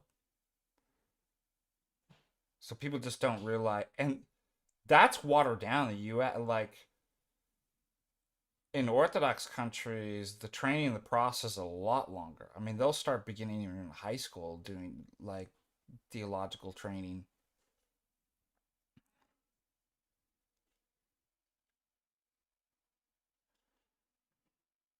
Cannot be divorced. Can't have can't be a woman. You have to be, can't be non-Orthodox. Let me see the other. You have to be somebody of a moral character, wisdom, and experience, mature enough, which is one of the reasons why they're not going to ordain. I know Rorquor has, but that's been a criticism of Rorquor that like they'll just ordain anybody. I found this guy off the street, this bum. Let's make him a priest. I don't know exactly why that's happened, but I've heard weird stories about like, well, this guy was ordained at 25 years. It's like 25 years old, priest. So that's why all you people think that Rorquor is the most base. They've got some weird stuff some problems and they've had some problems with clergy. That's why no other jurisdiction would ever think of ordaining somebody below 30 years old.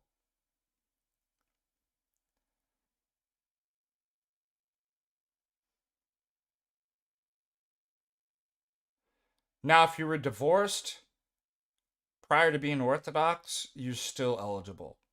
Might throw a little kind of roadblock in.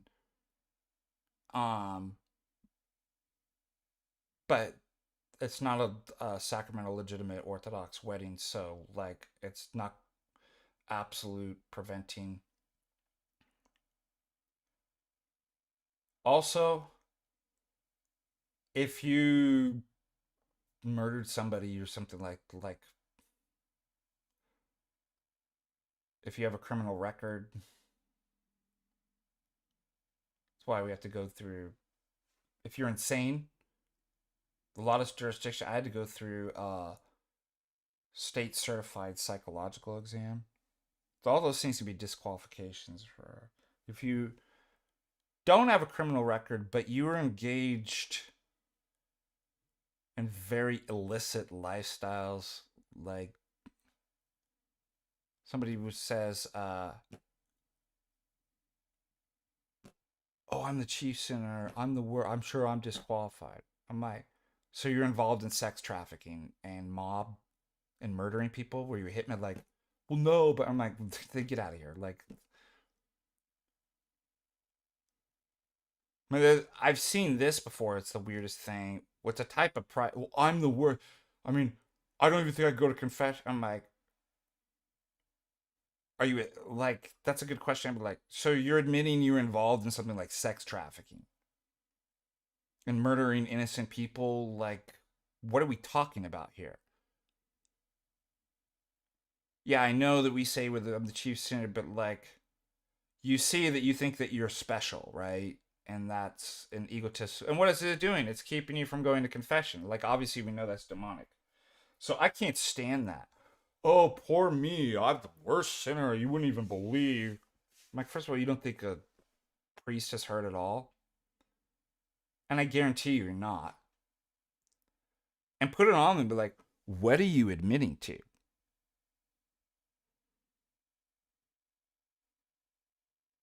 Better be careful with your words. Do you grate people? Like, what kind of stuff are you saying you're involved? Watch them turn around real quick and walk that back.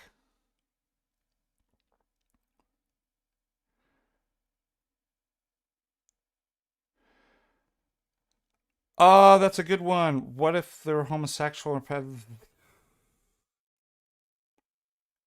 probably not,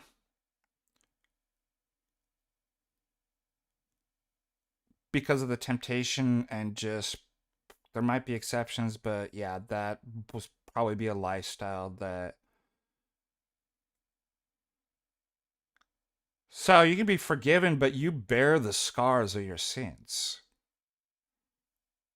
Like you carry that with you still.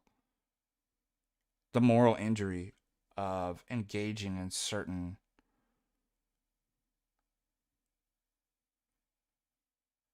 So those would be things. I mean, just like what if you were a murderer? Like those would be like those kind of heinous sins like that put real deep moral scars on. Probably not. You'd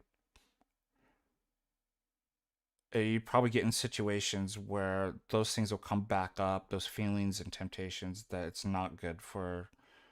Um,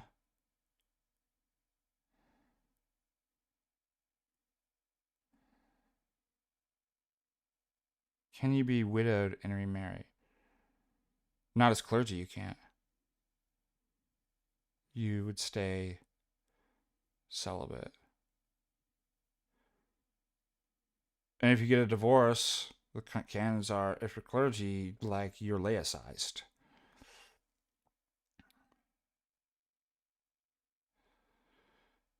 I don't think Seraphim Rose was, as far as I heard, that was a slander that came up.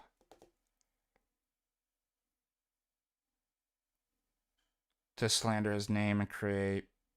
There's no evidence that he was.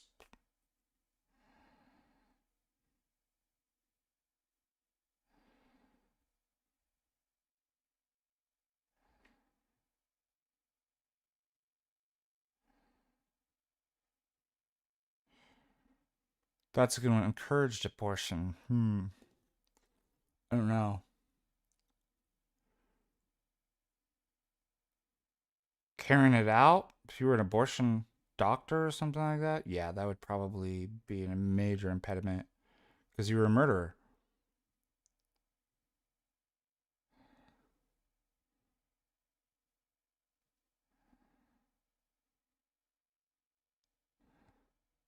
But if I actually told you what happens to you when you become a priest, most of you would not never want to become a priest. Like, so I don't know why people. I'm just straight up with people that I don't think most of you would be able to handle like what you have to actually go through.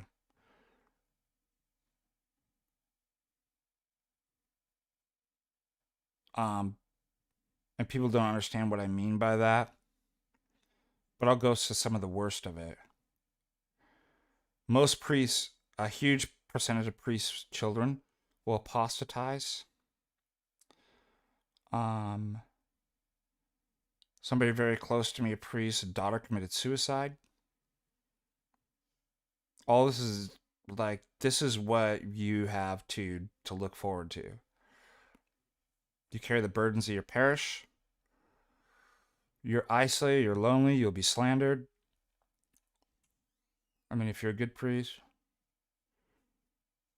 you'll lose people. You may lose your own daughter to suicide because the daughter felt that I just wanted my daddy and he left me for the church. They have those feelings. Resentment. Um, your wife signs off on you. She kind of knows what type of martyrdom it is. Your children don't. So you bring a burden upon your children.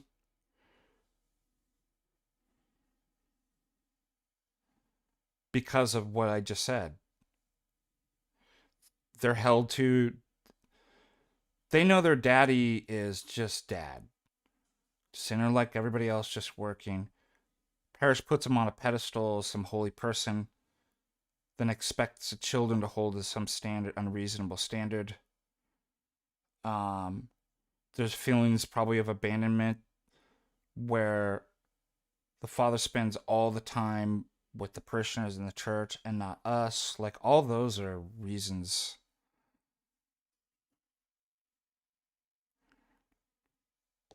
Like, you ready for that?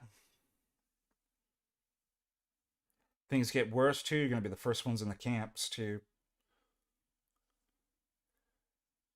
You have to have people say the most vile stuff about you and hold your tongue and be slandered.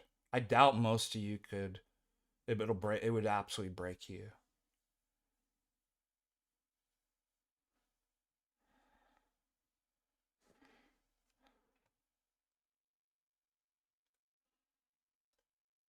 Um, I could go on to like things that Dr. Philip Mamalakis is really good. Like, working with like clergy, like the despair and the loneliness and depressions and think about the tremendous burden it puts on the wife. See, what people don't realize, all these haters that come after me, I'm like, to me, it's just kind of annoying. Do you know what it does to my wife? She's not involved. She's an innocent bystander. She's not involved in this at all. She has to live in anxiety and see all this stuff when all those people out there try to ruin our lives. We're a unit. You attack me, you attack her. Well, all you crazy people out there try to get me defrocked, kicked out of my work. Do you know who you really hurt? You hurt my wife. They do the same thing to Jay. Poor Jamie. What she has to go through. And the terrible things that people have said about her. Like, to me, it's just a nuisance and annoying. Do you also know that you people who've come after me, what you've done to the local parishioners too? And how many years of psychological and spiritual repair we clergy have to do because you guys, the stuff that you guys out there, I'm not saying you in the chat, but the enemy, what you guys did up here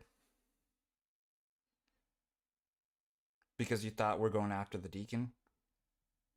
Mike, you didn't hurt me. You hurt the innocents. But you don't care, do you?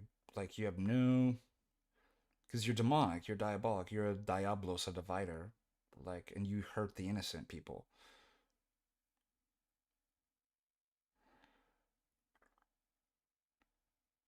Yeah, that's exactly. They attacked Jamie about like, see how evil these people are. They look for the enemy looks who hurt you by the things that you're most dear to and they would hurt you the most. That's why, when these kidnappers and stuff, they go after the children, will hurt the like your children. And so that's what people do to get to me. The people I care about the most, who are the innocents, is my wife and my parishioners. So what do? They go after, like, their attacks hurt them because it's evil. Like, that's Metropolitan Jonah a couple years came up here. I actually tear. I didn't even remember. Like, I totally forgot I had this much emotions locked in. He says, "I know what they did to you guys up here, and it was wrong." He's like, "It was wrong."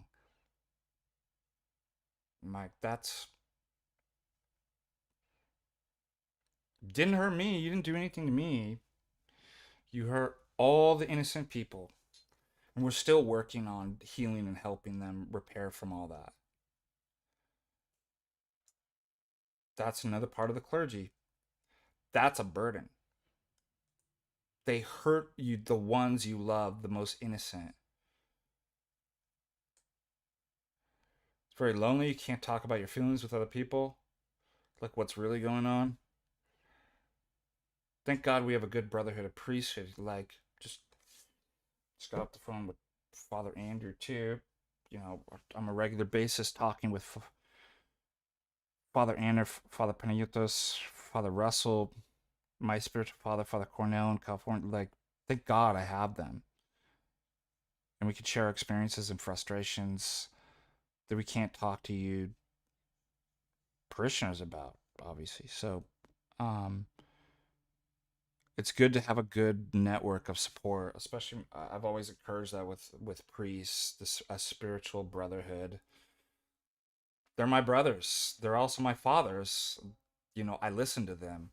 I'm under them, um, and their guidance. But we're all part of the priesthood too, so we can speak to each other candidly. And I love them for that. I'm very blessed. And I have other priests too, like Father Hans and uh, Father Thomas Frisbee, Father Julian, that are just best friends. Like, that I can honestly just, the amount of support and love and spiritual wisdom they've imparted to, like, I'm a very blessed person. So, but there's people who are alone who don't have that, and pray for those priests.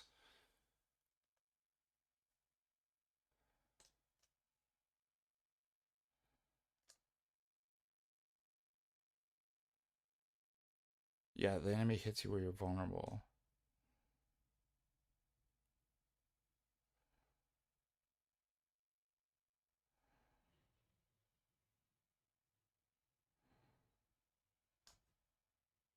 Yeah, you have someone to share your burden.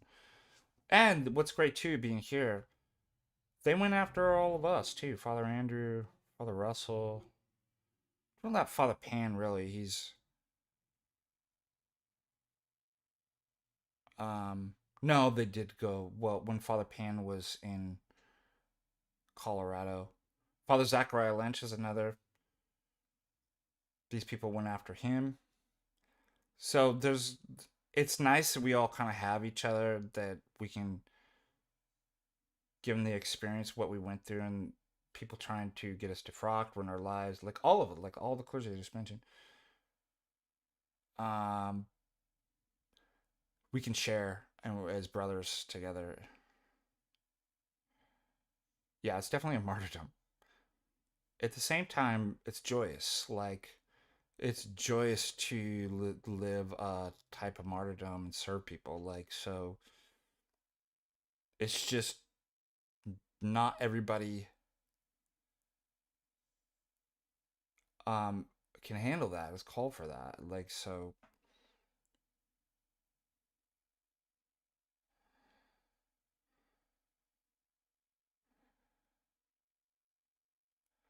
you do know the story. You have a demon assigned to you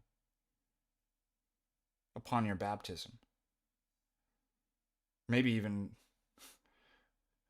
at the prayers of making of a catechumen, when you spit on the devil and start started a fight with the demons because that's what you did. They didn't have to worry about it. They had you. Didn't have to. I remember that too. I mean, I had temptations, obviously, as a Protestant, but I wasn't demonically attacked until I became Orthodox. So that's why I always tell people, get ready. Get ready when you become Orthodox. Even prior to baptism, you'll be. Because you said game on, let's fight. You get a demon. There's a tradition. Is you get a demon.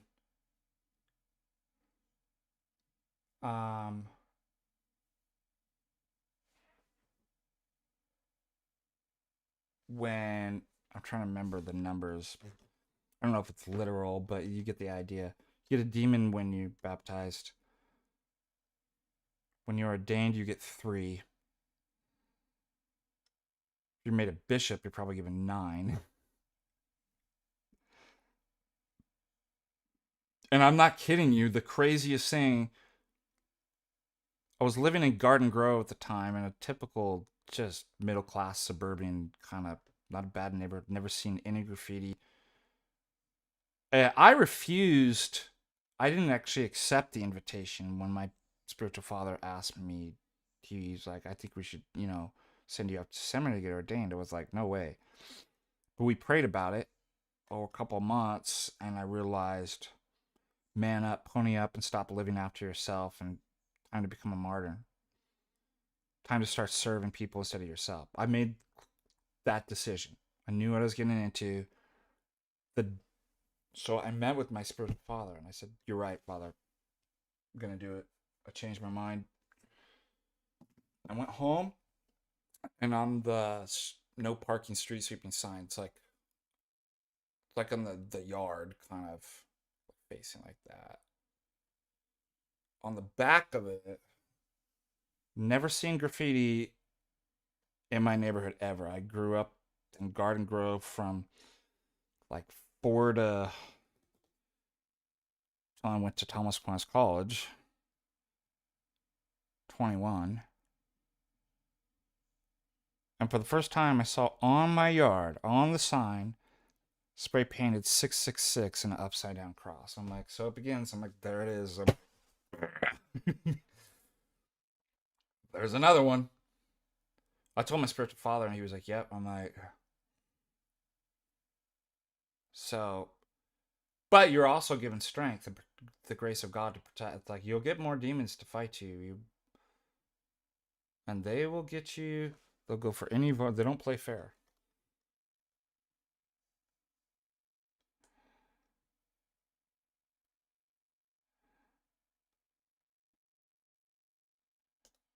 All right, let's see if we have any other super chats.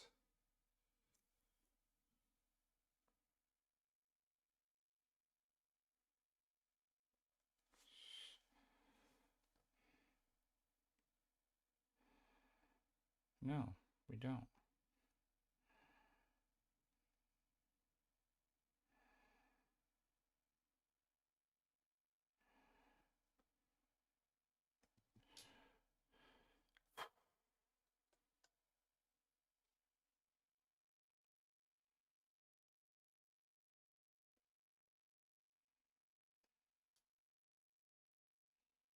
Okay, what else is going on? Let me find out some more news. Stop the cover.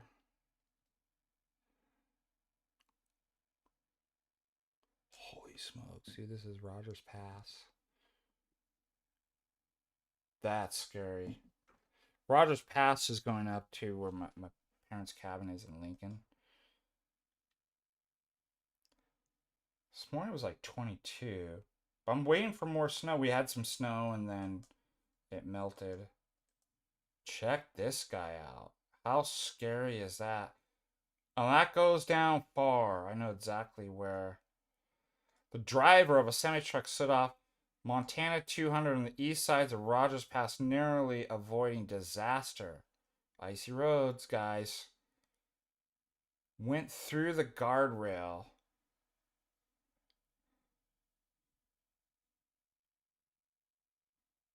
It's crazy they're not dead, yeah. Thank God the Lord saved this man's life. It's a scary pass. I don't, when it's snowy and icy.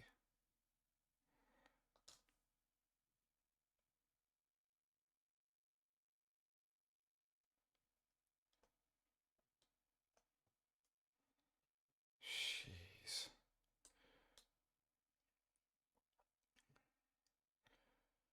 There's Jonathan Pageau on the symbols of Halloween.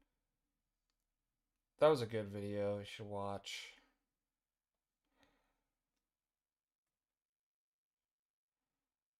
There's my good friend, Father Thomas Frisbee. I remember that.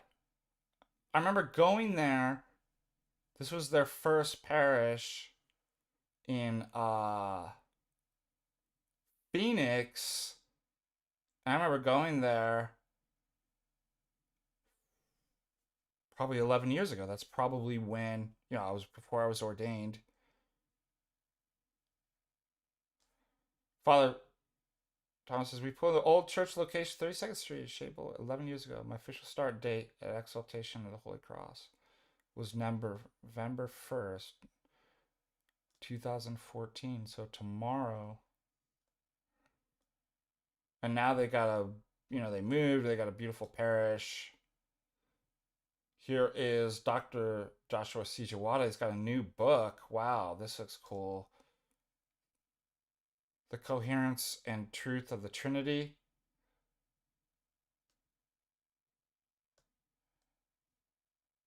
I'm going to share that. Okay. Did you see the meme where it's like, today is a very dark and demonic holiday, filled with many evils. So I have decided, everybody, that I will not be participating in Reformation Day. Do you like my setup there?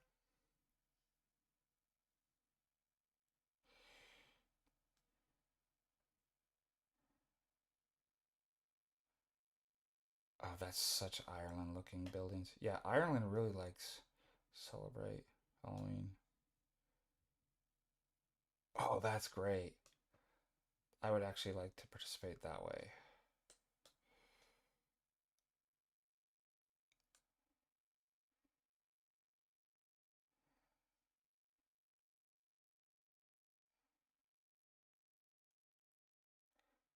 My buddy Brett. Oh, it's a big cow there. Got it. Brett's always putting up cool outdoor photos in Montana.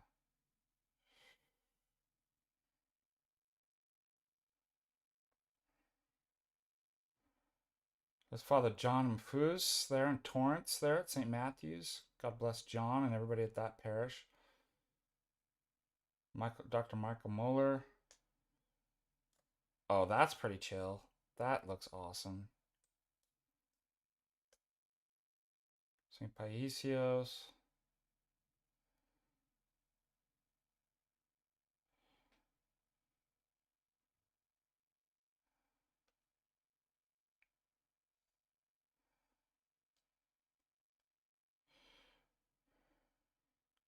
Yeah, the Dillards. Give a shout out to the Dillards there on the Andy Griffith Show. Love them.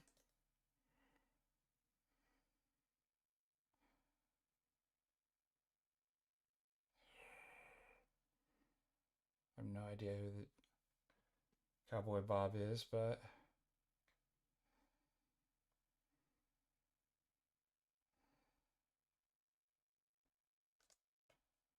oh yeah, they're doing all the tribal. Put the tribal flags up, everybody. That one's pretty funny.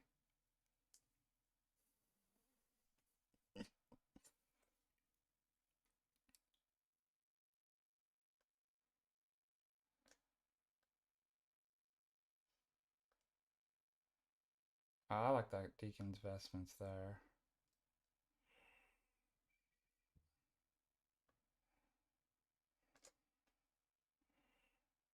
There's our college. Actually, I want to watch this. Sometimes I like watching our colleges just to see what.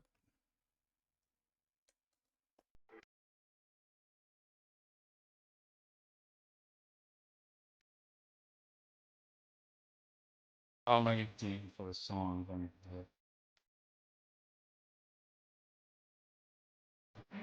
This music.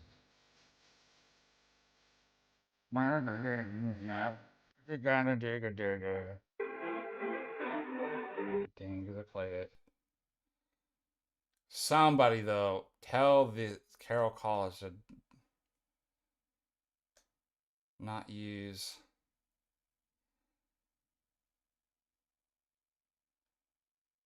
Why is this guy friends with me?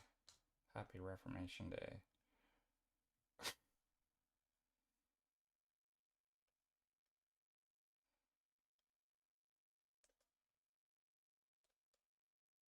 I don't even know how I'm end up friends with some of.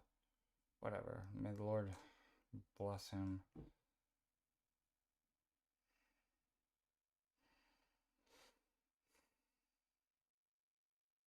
Oh, that's cool. The Dillards. Again.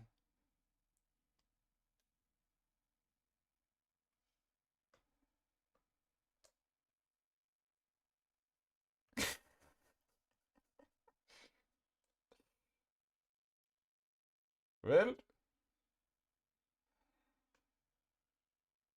Oh my gosh. How many points does this thing have? 1, 2. I can't even see because of the trees.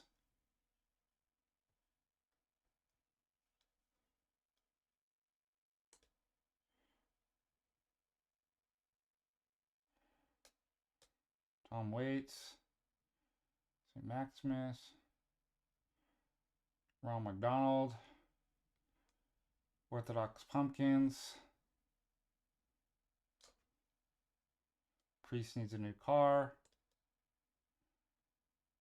Deacon needs a new computer.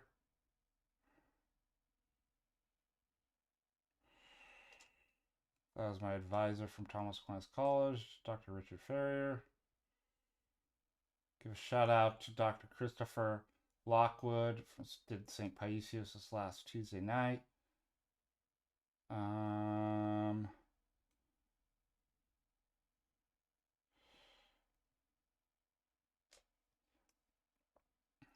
Largest Orthodox church in the world is in Bucharest, Romania.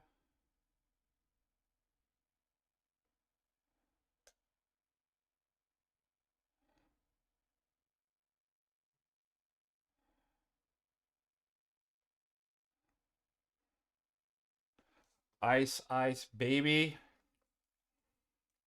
Do you like my quick summaries on everything? Winona Ryder is now 54 years old.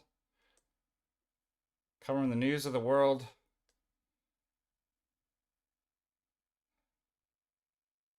Ew! Gross, what is that?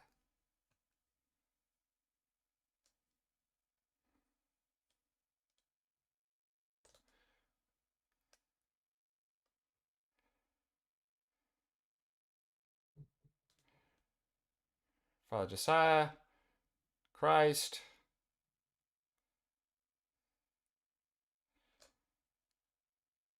Oh, Hot Dogs Hans. I love this guy. Have you seen this?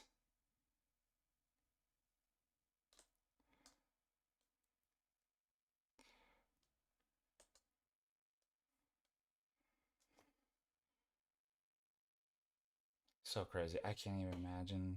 Hitzig on course, backflipping out of the start gate. What did it? Hitzig on course, backflipping out of the start gate. Oh my God! Holds on to it. A totally different backflip. direction with another huge backflip. Huge 360. I'm a good Oh, he's skier, on and I can fire. never- Well, what are they Or I feeding would this never guy? attempt. Dicking that? I mean, this guy is just, He's a machine. yeah, he's playing with a different set of rules. Seriously. All right, watch some of these real. Let's see. He dresses up like he's young. He dresses up like old.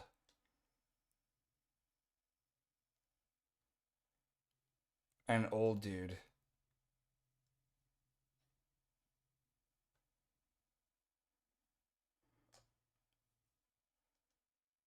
And people don't know, and he does like funny. Let me see if I can find one.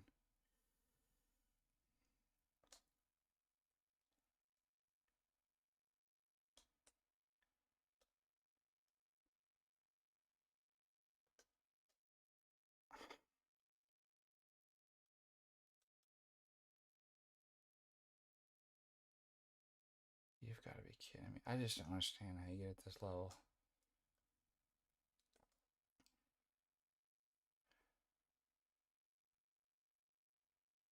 Fear me! Dun, dun, dun, dun, dun, dun.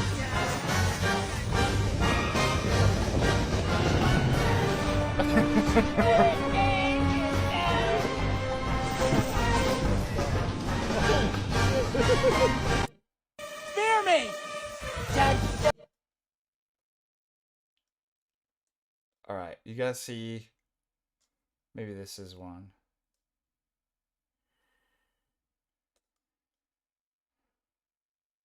It's like waiting for my wife. I'll be ready in 5 minutes. Next thing you know, it's fucking 55 minutes. And she's still not lubed up. Oh, excuse me. I'm sorry, guys.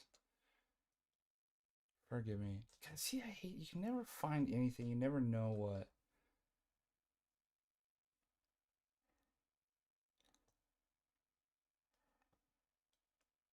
Where are the ladies? Where are you? So he says that, like, sometimes I've skied. Like, I can ski like Where are the this, just ladies? messing around, and they're like, "Your hot dog's gone." They're like, Where are you? Oh, yeah, baby. Oh, that's that good stuff. All right, I'm afraid there's gonna be bad language on that, so I can't play any more of that. All right, let's see what's going on in the chat.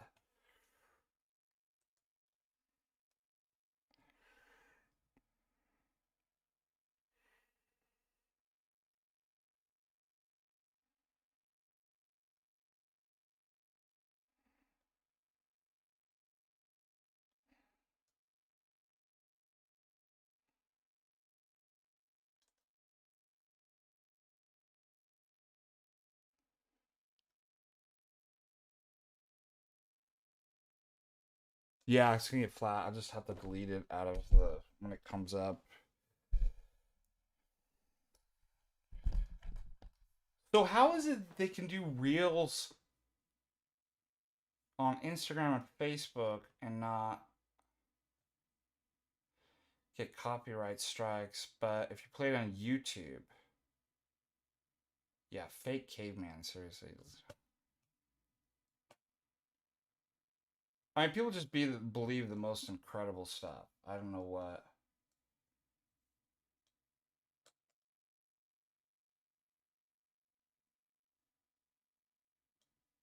Oh, I want to pray for one of my students had a medical emergency yesterday.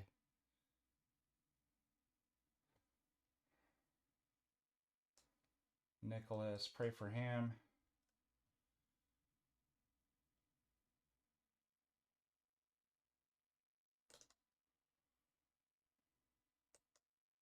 All right, what's next? We've got a few more minutes. What do you guys want to do?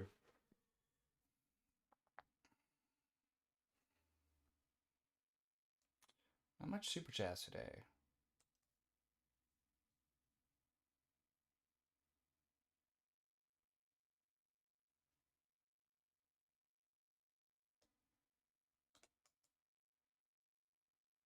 We got how many people?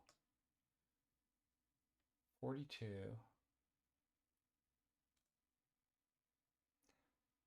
At one point, we're up to 72. Dropping off. Am I turning slow? Is it slower down?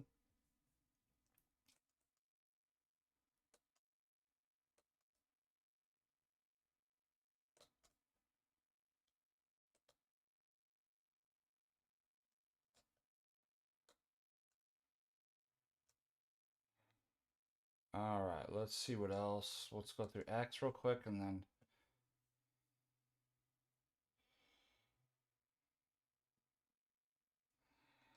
5 solas is garbage account.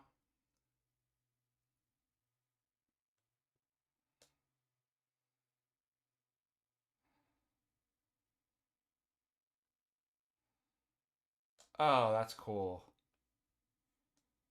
Jamie dressed up as Shelly from Twin Peaks for her Halloween party thing or whatever. Funny, I was just thinking about Twin Peaks last night and finished watching. I've seen both the new and the old, like, but there's so many episodes in the original series of I haven't this second third time around watching it even finished them all. But I was thinking about it last night, and then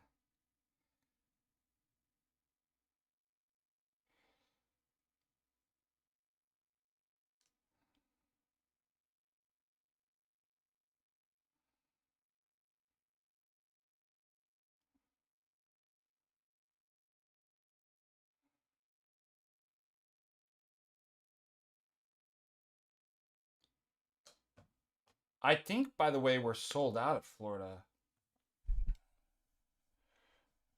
No, I've never charged for prayers. They're free. Wouldn't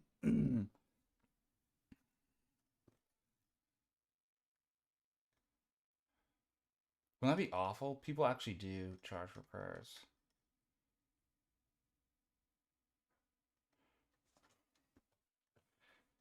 But I'm happy to take super chats on a non-prayer stream here. That's not bad.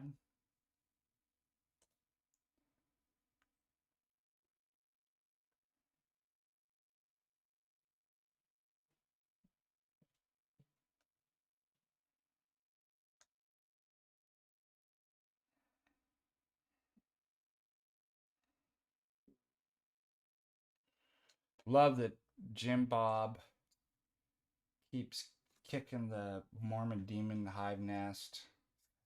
Just exposes. Keep it up, Jim Bob.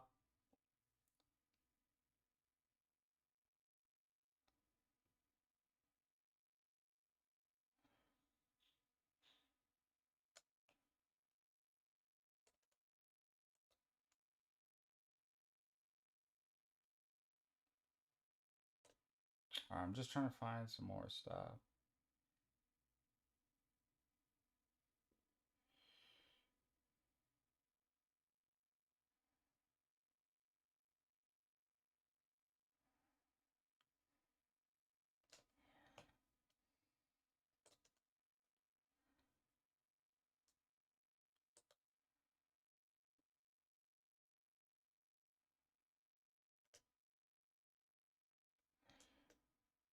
Looking at H. Brasi. Also, thank H. Brasi for his support. He said some controversial stuff I will not cover on, but I see your X tweet.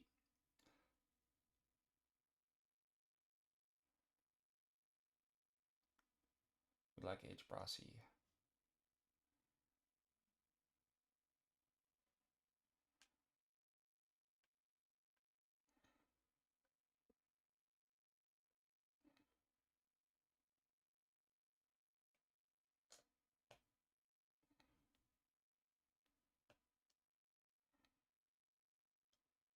All right, what else?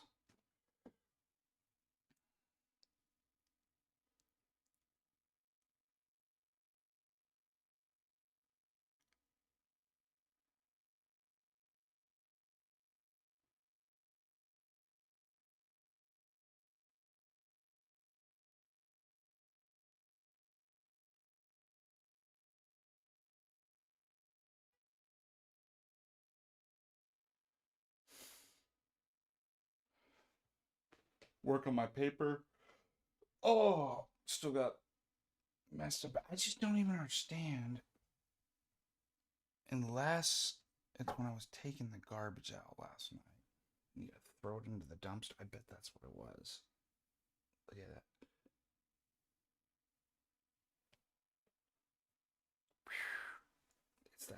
throwing. I bet that's what it was. It hurts.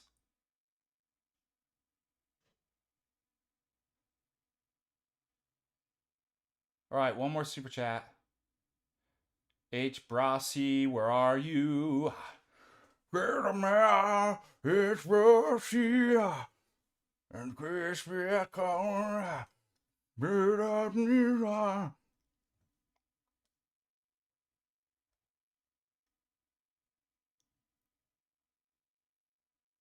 Oh, forget.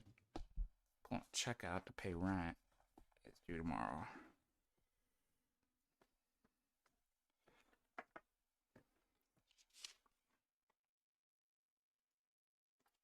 Help me pay rent. Give me a super chat. I gotta write a homily for Sunday. Things the deacon needs to do today. Write a paper, write a check. It's all writing today. Write a homily for Sunday.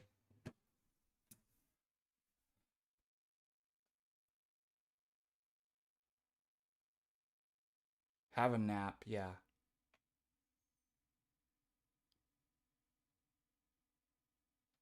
Where's the snow? I want snow. I'm tired of waiting for snow.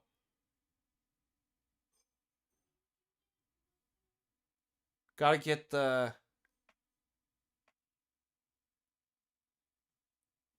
Hey, we should take the skis over soon to Brian's. Yeah, it's like, I don't understand why people don't like snow. It's like awesome. As long as it's not wet snow. That's why Montana's awesome. Super dry snow. Snow is purifying. It covers all the filth. I have a student, she's from Africa. I was talking to her, named Ziva. She's never seen snow in her life. She got her first snow. And so we're talking about like what this was like for her to experience. And I said, all right, Vigo, $4.99. Thank you, dear brother. I'm like, notice everything's quite like it's insulative. It quiets everything. So there's just this. That's an amazing. It like the aesthetic of it, of like covering, especially a fresh snow. There's nothing like it. And if you're a skier or snowboarder, tell a marker like you waiting for snow. Like we're all waiting for snow. Like that's why I understand people in Montana are like, I hate it when I'm like, look, get out of the state, dude. Like, why did you move to Montana out of all places if you hate the snow? It activates me too. The worst weather is hot, humid weather. Obviously, that's a product of the fall. Like, but it's like anything that makes you sweat gross and dirty that you have to take a shower 4 times, probably not the best. How about that? If you were Dubai chic, you could farm snow. Yeah, in Dubai, you would just, thank you. $5 from St. Joel's.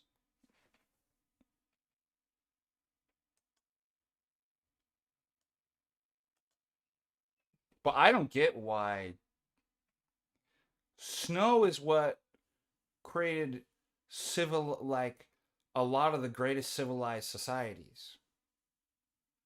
I mean, obviously not Rome and Greece and stuff like that, but think about people had to like come together and plan and work together, and I can't.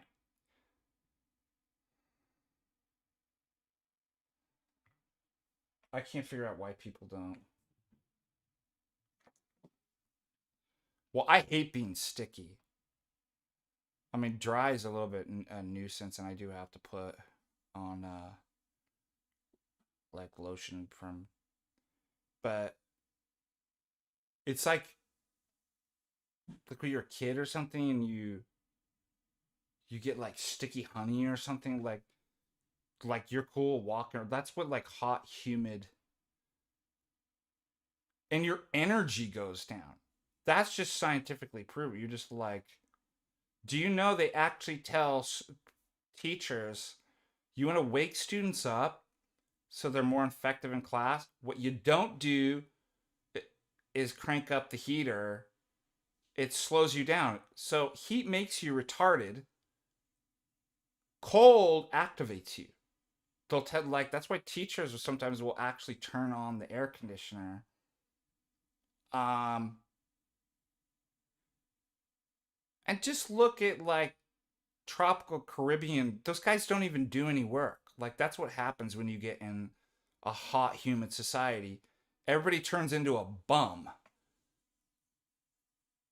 Like, that's the sort of kind of society you want to live in. Hot, sticky, gross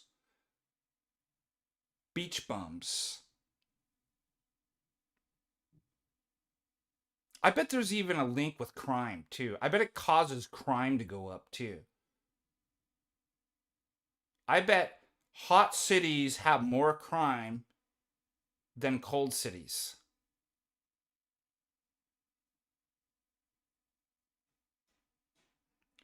Oh, Jerusalem's kind of a lot more like California. Like, they can get, like colder 40s, right? I don't remember Jerusalem being hot and humid. Yeah, Sao Paulo, Rio.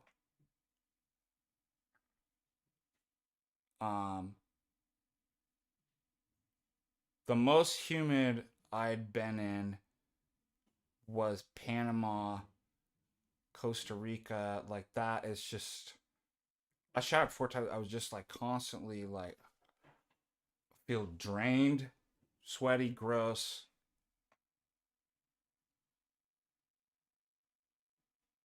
It was worse than Brazil, trust me.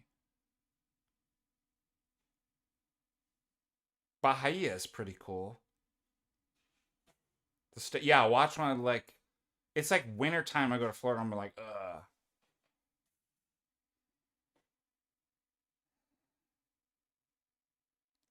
So I'm like, I get these people on the like want to argue with me about what's objectively better, cold, dry weather or hot, humid, and I'm like, you're gonna lose that debate. Guarantee you're gonna lose it. And if you like it, it means your soul's disordered. Like I said,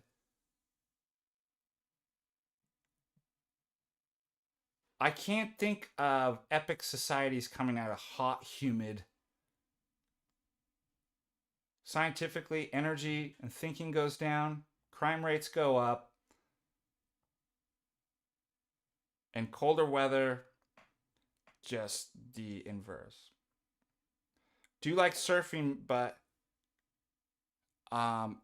you have to live without, like, I don't think I could have a life living without skiing. That's the other thing. So it has to be the right type of snow too. You have to have mountains, preferably, obviously, not humid, cold. But those are the higher things in life. If you are not skiing and hiking and being in the mountain, like, you're underprivileged. Even if you have a beach, you're still missing out on some of the greatest. Why is it the saints in Christ always went up the mountain? They didn't say, I'm going into, even when they go into a desert, you know what they don't do? Let's go into a swamp.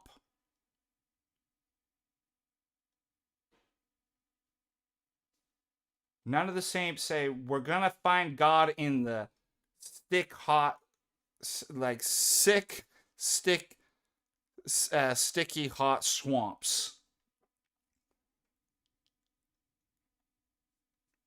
Doesn't happen. See, all the God, like, might be nice to check out once in a while. But overall, it's a place of abomination.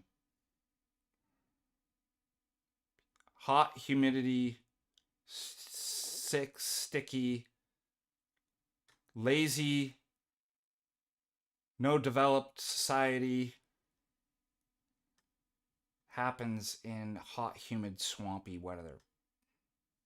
It's just I'm just throwing facts at you. I'm sorry to.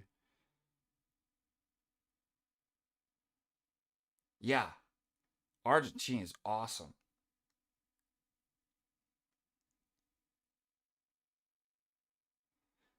Also, don't you know? Look at. So if you're like, I like and I'd rather be, your soul's disordered. That's obviously why.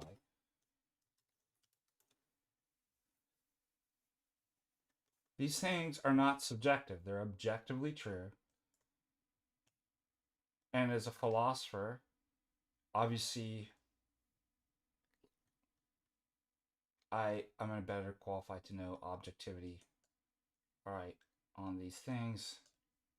I mean, look, this is what you find in the swamp, dude. Abominations. Look at that. You're telling me that's the place you want to live?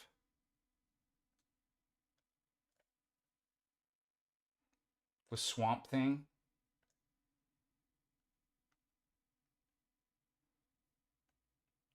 Well, here's a great place to have a emerging civilized society.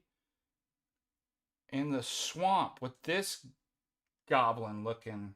This is what happens. See, this guy's skin isn't cracking. This is what happens if you live in the swamp. You become this guy. And we all know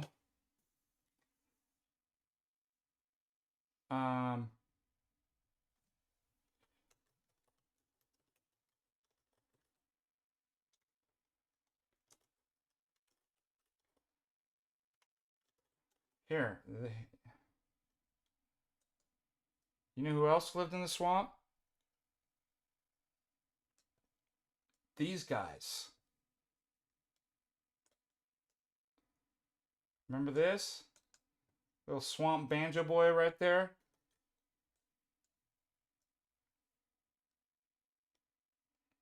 And these creepers? Phew. Dang, shoot. There you go. There's your swamp life. You can have your swamp life.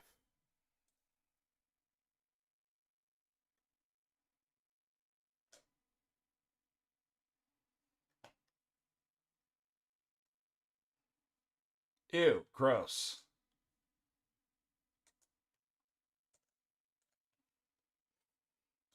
How many other arguments do I have to give you to convince you?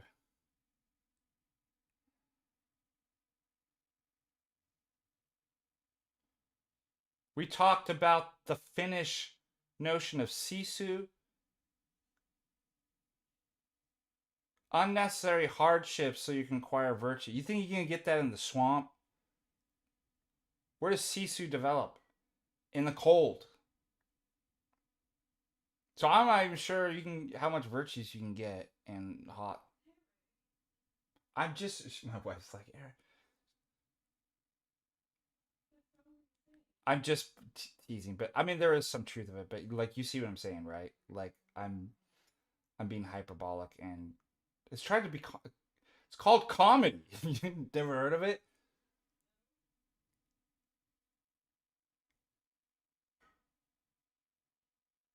Your fancy word don't work on me, son. Actually, I do like. I like the music and food that comes out of swamps. So I'll give you that. All right, you got two things: food and music. CCR, born on the bayou.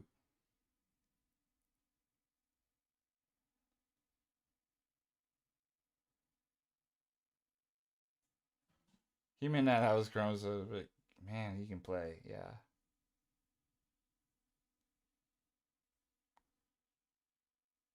Actually, I would eat alligator. I'd like to try that.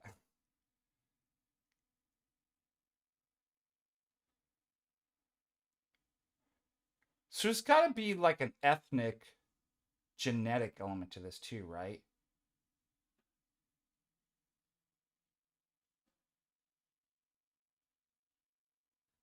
My, you know when like you get the DNA updates and stuff like that?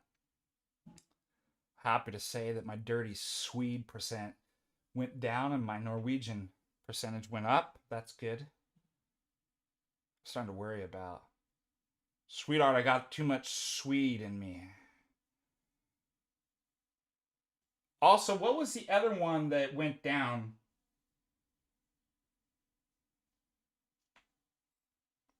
The genetic breakdown, in case you want to know: Norwegian, Irish, Scottish, British, and Neanderthal. Oh, I'm going to look at. Did you send that to me in a text or is it in my email? My genetic breakdown?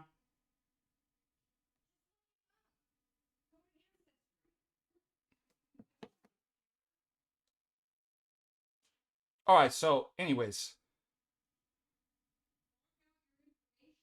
I know I'm not going to pull.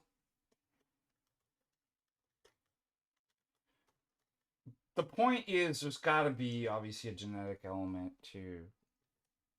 Is it just you really is it just coincidence that I come from my genetics is coming from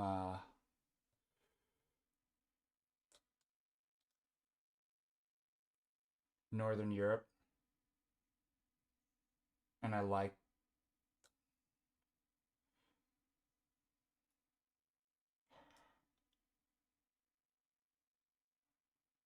what does this say? Southwest England, Northern Europe, West Midlands. Oh, that's in the UK. East Midlands, 5%, 4%. Ireland, Leinster, Ireland, Central Scotland, Northern 4% Donegal, Connacht, Ireland, Southern Wales, 2%. Huh. Norway, the highest percentage, obviously. Netherlands, 5%. And this is new. Northwest Germany. Didn't even know that.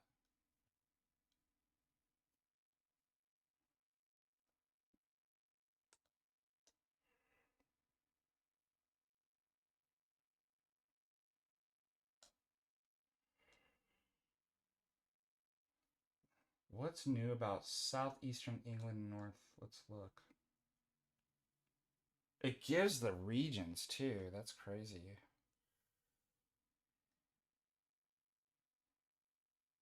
Huh. The Sweden all went away. That's great.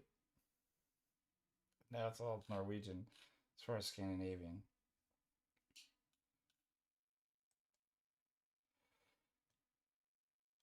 Does it tell what regions? What do the colors mean? Let's see.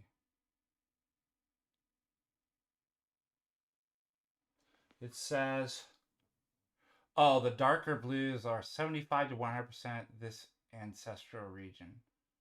And then it goes further out as you move from the coast of Norway inland until it just drops off no Swede.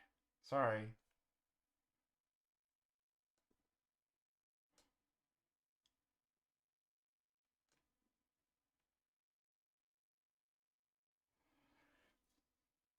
So you can see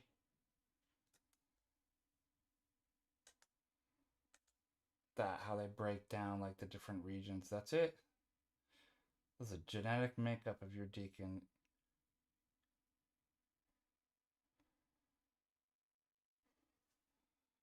Right there. Which might explain why I like cold weather. What do you think? Just coincidence? Just by parent. That's interesting.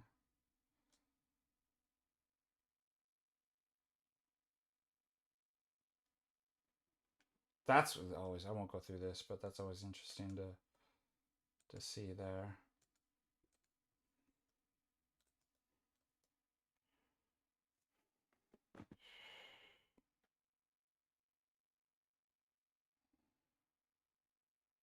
Yeah, I got Donnie Gold. Can you believe that? Who would have thunk? The second time, um, I was cracking up at your comments.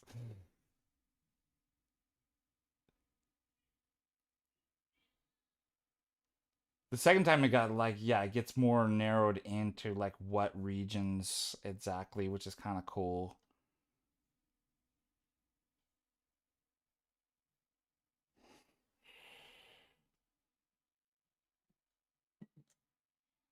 I don't know. What if I was on the edge, the coast of Wales? I could actually see a very clear day from Dublin across the sea over. You could barely see the coast of.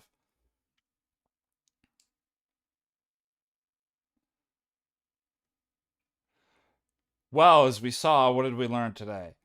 I don't have Mongoloid DNA.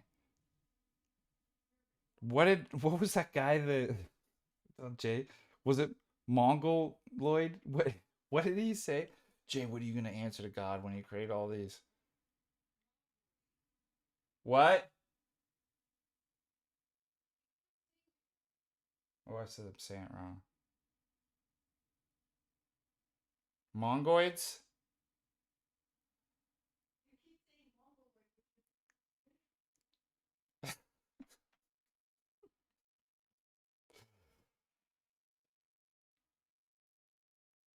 Is my mic getting too close to my face?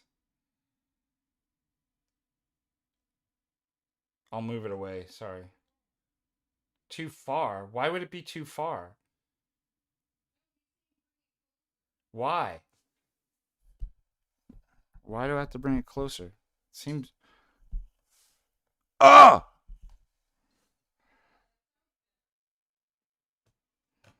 I hate sound. I hate sounds better.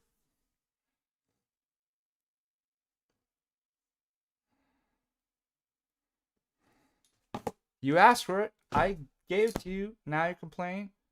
It hurts your ears. I moved it closer, and now. All right. God bless you guys. Let me see. Just make sure I didn't miss any other super chats.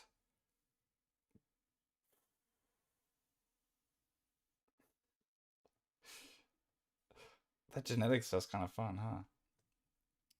Well, what if I take this chromosome and splice it?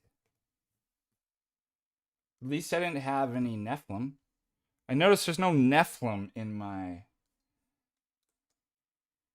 DNA. Huh.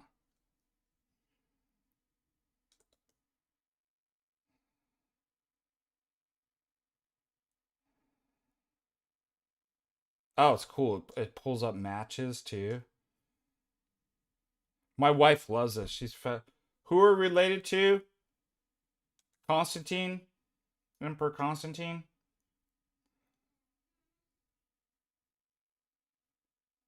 Sorry, guys, I'm related to every single king that ever lived in Orthodoxy. You just have to deal with it. Just trust me. I don't know who these people are.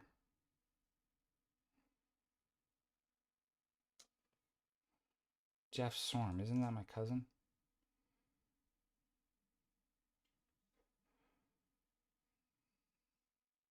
Yes, it is. I'm not sharing the screen. I don't want to dox these people's names.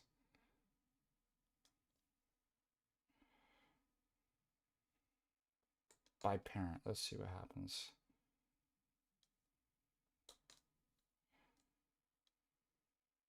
Oh, this is cool.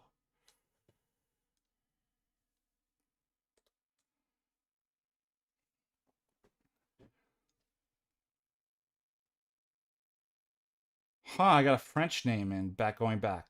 Here's a Norwegian name. Ostrom, Omar, Anderson, Anderson, Bouchamp, Benoit. Last names in trees. All right, hold on a second. I want to find. Isn't there supposed to be a family tree somewhere? Common journeys. No, come on. Summary, origin. Let's see. Family tree.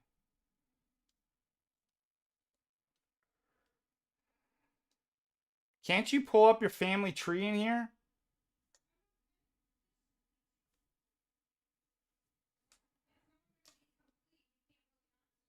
I know, I just want a tree not linked. Why?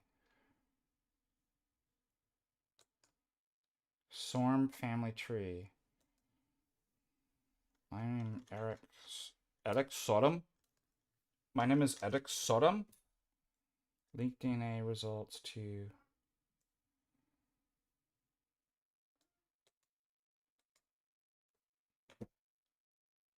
Why is it not? It's retarded. My profile, family groups.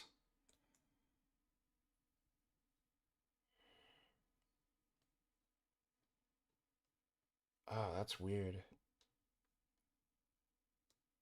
These pictures of my great grandpa McLaughlin.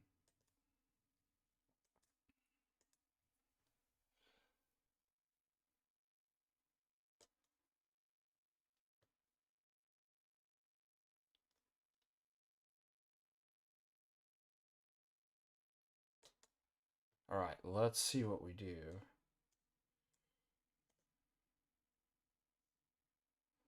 My brother, my wife, my mother, father.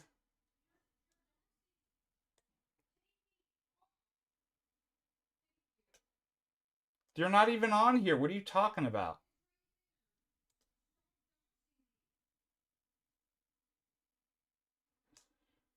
Why doesn't it have my grandma here? Steve McLaughlin.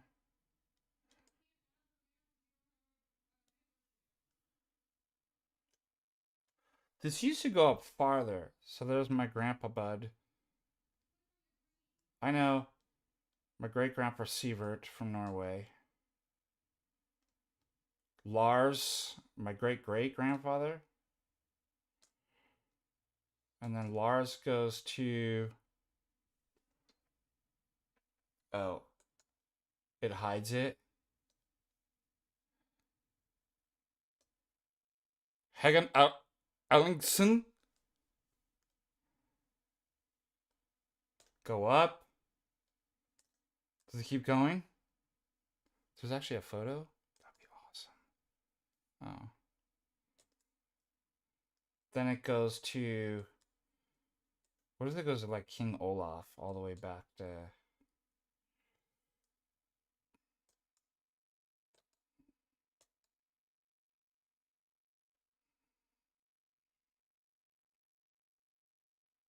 So that's my great great grandfather?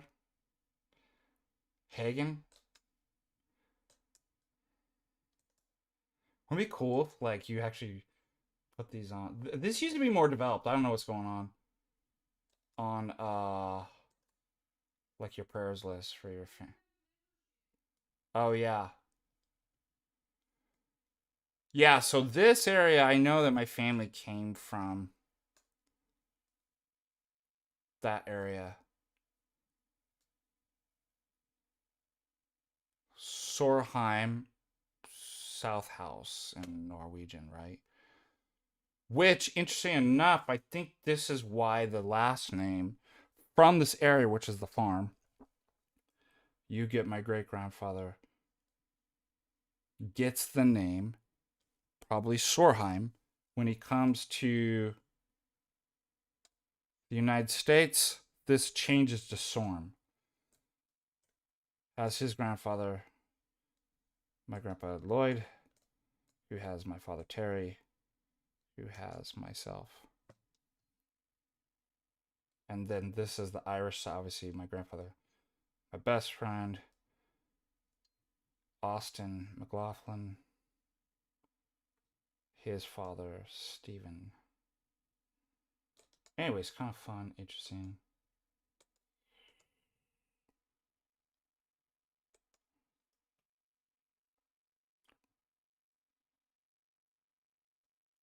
Congrats on my DNA. I'm not Nephilim. Turns out I don't have Nephilim.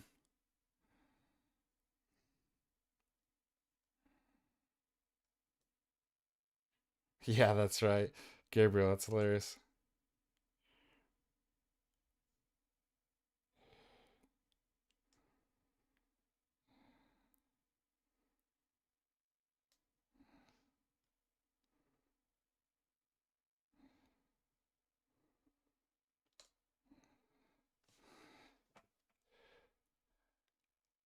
And you say, and so here they pronounce McLaughlin, over there McLaughlin. McLaughlin. Yeah, that's probably, yeah, Donegal area.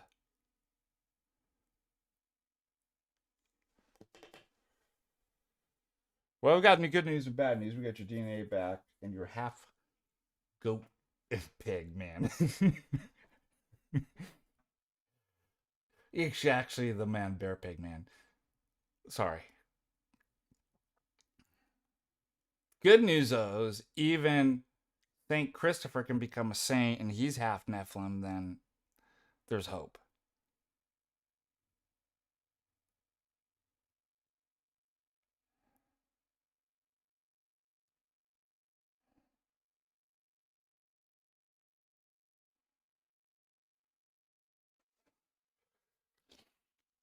All right, that's it. It is nap time, and then I gotta get to work writing. But that was fun. We haven't done that before. Analyze my DNA. Next week, I'd like to actually pull out my psyche eval. That would be a fantastic one to go over. It really would be fun. I would really. It's spot on. Like, I know myself when I read it, I'm like, yeah, that's actually me. What another fun thing to be. You know, it'd be more fun is going over other people's psych evals.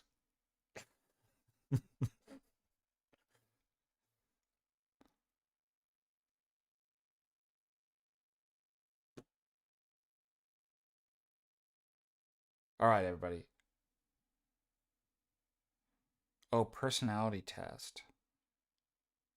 I think it's in the psych eval. Yeah, if I remember right. I haven't looked at it for.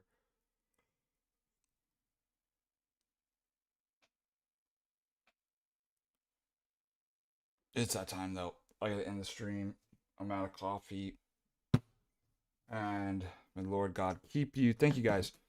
Always fun, always a pleasure and blessing to be here with you. I'm always very grateful for your support and super chats. And till next time, may you have a blessed Vespers and Liturgy this weekend for those of you who are going and attending. And possibly see you tomorrow. God bless and keep you. Bye-bye.